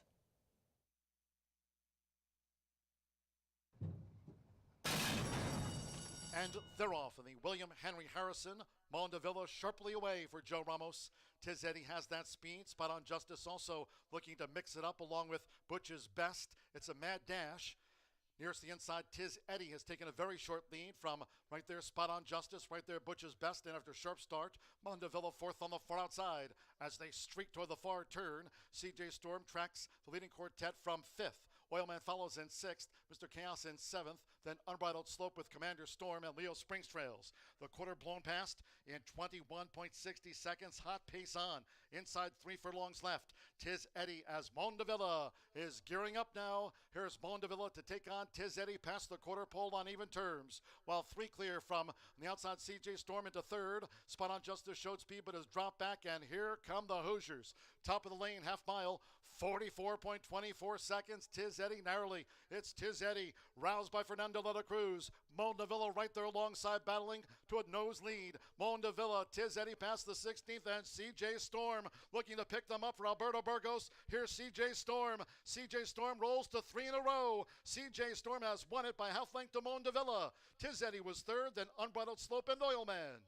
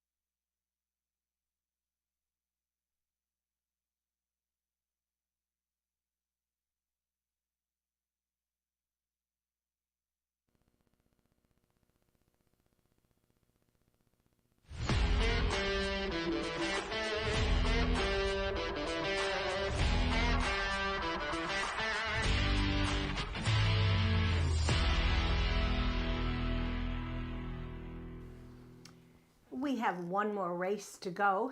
on the Wednesday card at Horseshoe Indianapolis. Before we talk about the fields, love to congratulate really nice filly from Louisiana, famous Lollipop at 18-1, took on the boys, defeated those boys in the Carter Riley overnight. That was yesterday's quarter horse finale. Really exciting race. Juan Marquez, great ride. Owner trainer Hector Sanchez and Jim and Natalie Montgomery, the breeders from Louisiana. It was very, very, very competitive, nice effort. Like to see where this filly is going next. All right, well, we have a $17,000 maiden for 2-year-olds. Ooh, how many times have we said these darn races are tricky, but boy, we got a great crop of 2-year-olds coming up this year. Only 2 in the 10-race field have had a start before. So when it comes to those firsters, we got to look at pedigree, connections, and how they did in their morning works or their training races, and that's about it. But I think we've done a pretty good job ferreting out some long shots in these 2-year-old races, and like I say, it's going to be an exciting futurity season coming up at Horseshoe Indianapolis. All right, well, we'll go to the paddock, and I'm going to begin with a first-time starter, and that is number 3, Three-Eyed Candy. Claudio Barazza has 2 in this race, but I was kind of drawn to the 4. I liked her morning works, especially the 220 work in 11.40 seconds, the fastest of 13 at that particular distance, and that took place on May 16th. Claudio's awfully good with his 2-year-olds, and the pedigree is absolutely off the charts. This colt is by All-American Futurity champion Just Good Candy out of a PYC Paint Your Wagon mare. Barazza 56% in the money, and talented rider, and we certainly saw that yesterday. Juan Marquez has the call. This is a Riodoso Select Sale graduate, so going to be interesting. Might need one, but I kind of like the horse. All right, now we'll go to number 5, and that's Last Famous Eagle, one of the 2 horses in this field that did make a previous start, and it was a good one on May 19th for trainer Shauna Martin. Bred and owned by Raul Contreras, this son of Sam Houston Futurity winner, and a horse that I knew quite well. This is an Eagle, was a actual 100,000 sale topper at the TQHA yearling sale, Texas quarter horse. So, you don't see a whole lot of those going for 100,000, but not only did this horse win the Sam Houston Futurity, but he sired a bunch of good horses. And we've seen a couple of his progeny here at Horseshoe Indy this meet. So basically ran 3rd in the debut, pretty good numbers. German Rodriguez has the call. I guess Aaron Hunt is not in today or not able to ride today. But this colt is definitely one to look for. And with the 1 race under his belt and a 3rd place finish, no reason to not see this horse move forward. All right, let's take a look at number 8, H.H. Shakem Kate. This is another first-time starter. Boy, sizzling training race victory. 250 yards in 13.780 seconds for trainer Jesse Vasquez. And I'll tell you what we have seen so far, and I'm not the best mathematician or statistician or any of those things, but I have found that the horses that won their training races in less than 14 seconds were really, really credible first-time winners. We've seen that probably 3 or 4, maybe 5 times already. So we want to give this filly a long look. She is sired by Escondido Beach. We've certainly talked about that stallion, Indiana Stallion, who is all-time leading quarter horse stallion in the Hoosier State, and Giovanni Vasquez Gomez, who's the all-time leading rider since we started Quarter Horse Stats, has the call. All right, we're going to round up my top 4 with number 10, D Double Deuce. Tim Eggleston had a huge day Saturday on our all-quarter horse day, sweeping 2 of the stakes, qualifying horses for the Derby. He was really, really good. And he's kind of solidified his leading status so far this year. He's already had 14 victories. So he's got 2 in the finale. Always have a difficult time. You just have to kind of go in one direction or the other. But I liked this gelding for a couple reasons. He's by Uncle D, bred and owned by Emily and Brock Hutchinson. They've certainly been good to Indiana racing and had a good work tab, several works that looked pretty credible. Rolando Pena pilots this Indiana bred from the far outside post. And as you've watched, I don't need to tell you, but you've watched quite a few of these 2-year-old races, and you see sometimes there's a little bit of traffic in the middle, so you get the far outside post. You only have to worry about the horse to your inside. So my top 4 selections, 4, 5, 8, 10, but we have a $2,800, almost $2,900 carryover in our 10-cent pentafecta, that amazing quarter horse wager. You can play for 10 cents and you could box 5 horses. That's my recommendation for $12, and the payouts have been anywhere from a couple hundred to thousands of dollars.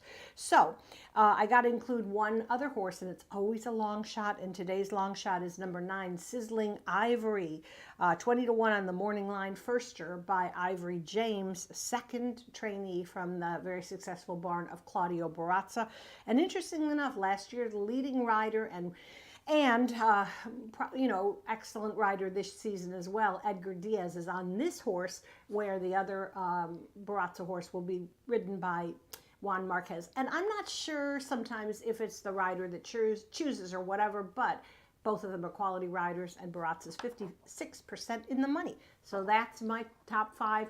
Enjoy this race. Good luck to all the connections, and we'll see you back tomorrow for more live racing, and Saturday, Belmont Day, for a really good card that we're going to have here at Horseshoe Indy as well.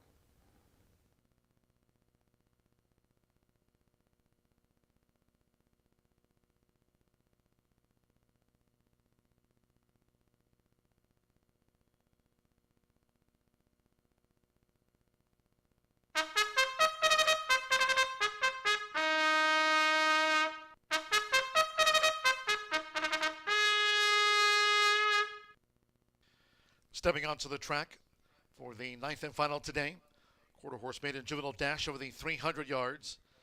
Fast track with a headwind, a field of 10. 5 Last Famous Eagle, German Rodriguez rides number 5 Last Famous Eagle. Reported overweights to keep them in Corona, 3 over. 8 HH Shakem K, 2 over. 10 D Double Deuce plus 5 pounds. Exacta Trifecta Superfecta. Here the 10-cent quarter horse pentafecta with a carryover. The 10-cent quarter horse grand high 5 of $2,889 here in the finale.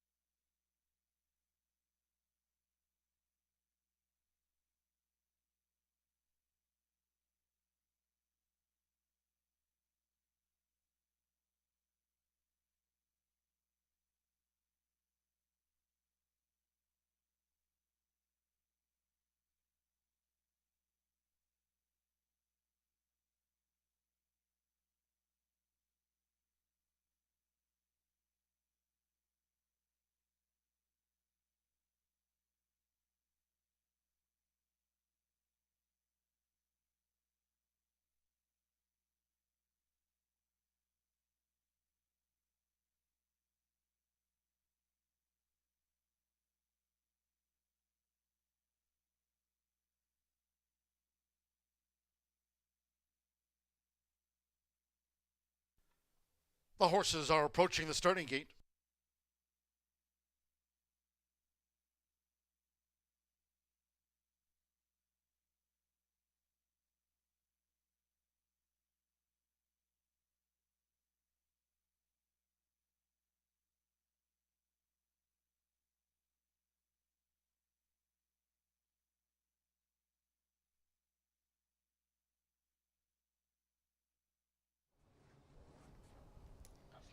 The horses have reached the starting gate. It is now post time.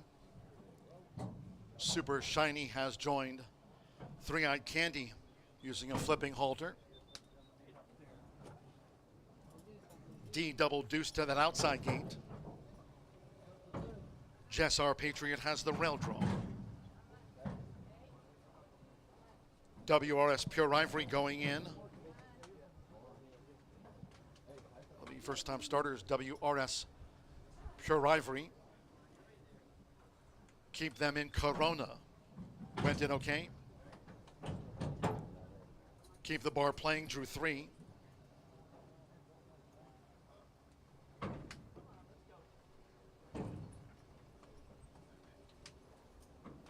Keep the bar playing has gone all in. German Rodriguez with Last Famous Eagle coming up toward the gate. H.H. Shakem Kate in. Waiting for Last Famous Eagle, and Sizzle Ivory will be last.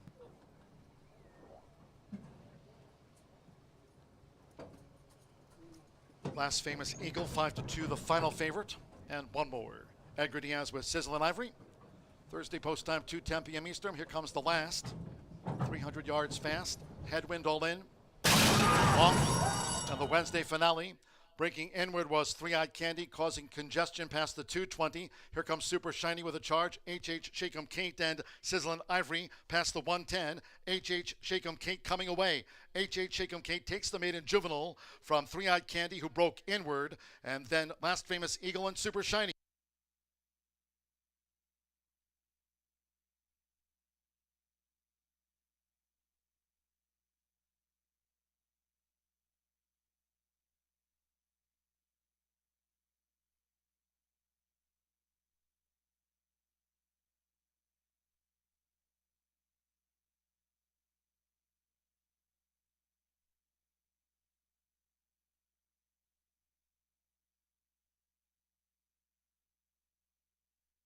8-4 and then a show photo. 8 H.H. Shakem Kate, 10-1 first over 4. Three-Eyed Candy, 4-1 on the unofficial runner-up.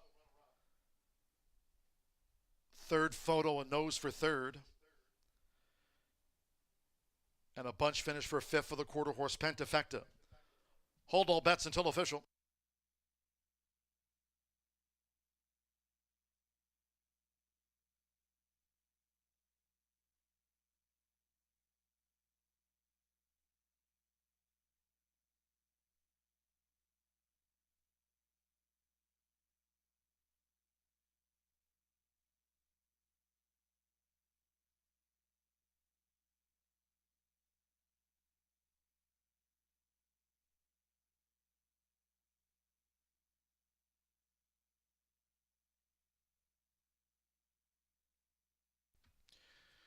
The stewards will be conducting an inquiry into the break of the maiden juvenile just after the 300-yard start. Stewards inquiry, there's been an objection lodged as well. Stewards reviewing it all. The objection and inquiry concerns the 4 Three-Eyed Candy at the 300-yard start. Number 5, Last Famous Eagle was third. 6 Super Shiny fourth. And 9 Sizzlin' Ivory fifth for the quarter horse Pentafecta. It's all unofficial. Inquiry, objection, retain all bets.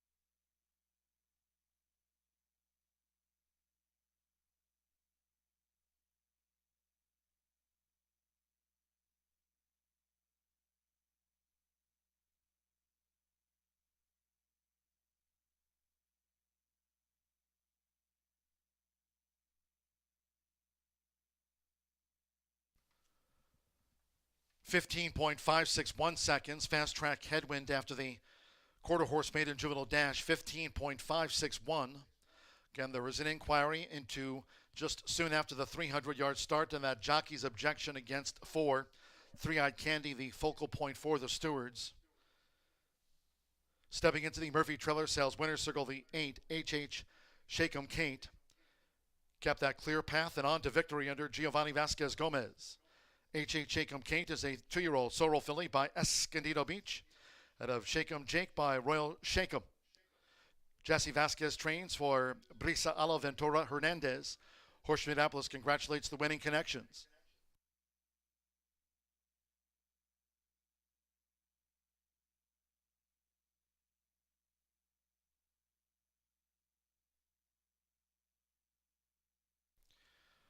Please note, after the review of the 300-yard start, the stewards have made a disqualification. After an inquiry and a claim of foul was upheld.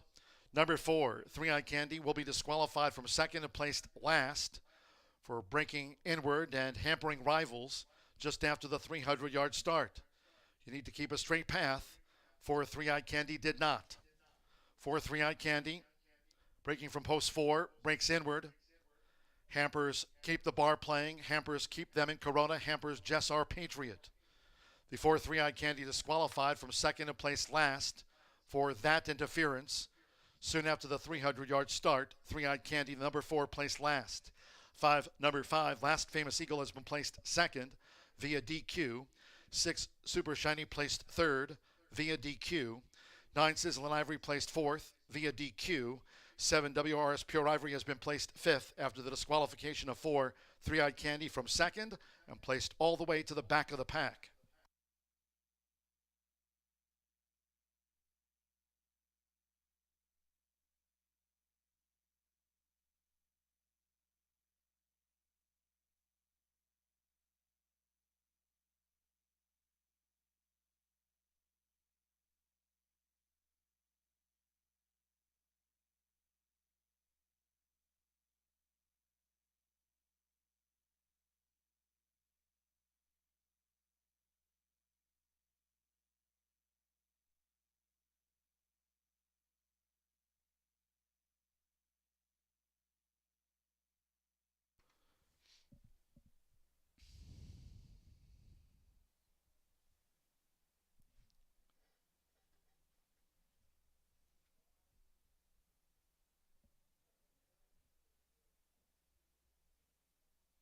Race 9 official.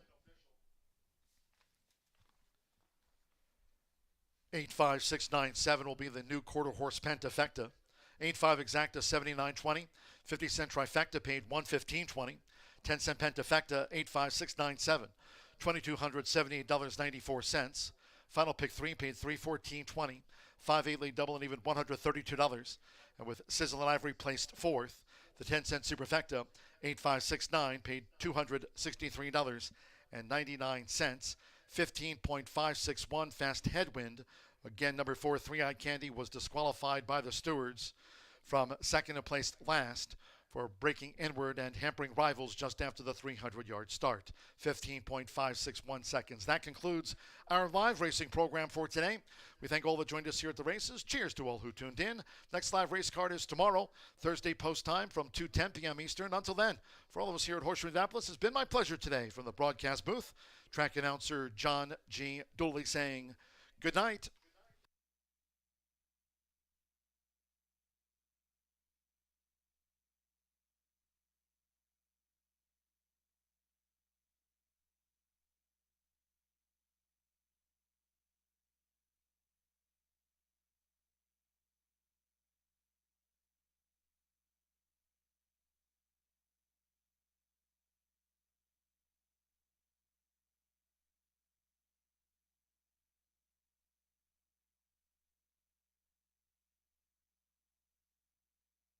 Headwind all in. Off. And the Wednesday finale. Breaking inward was Three-Eyed Candy, causing congestion past the 220. Here comes Super Shiny with a charge. H.H. Shake 'em Kate and Sizzlin' Ivory past the 110. H.H. Shake 'em Kate coming away. H.H. Shake 'em Kate takes the maiden juvenile from Three-Eyed Candy, who broke inward. And then last headwind.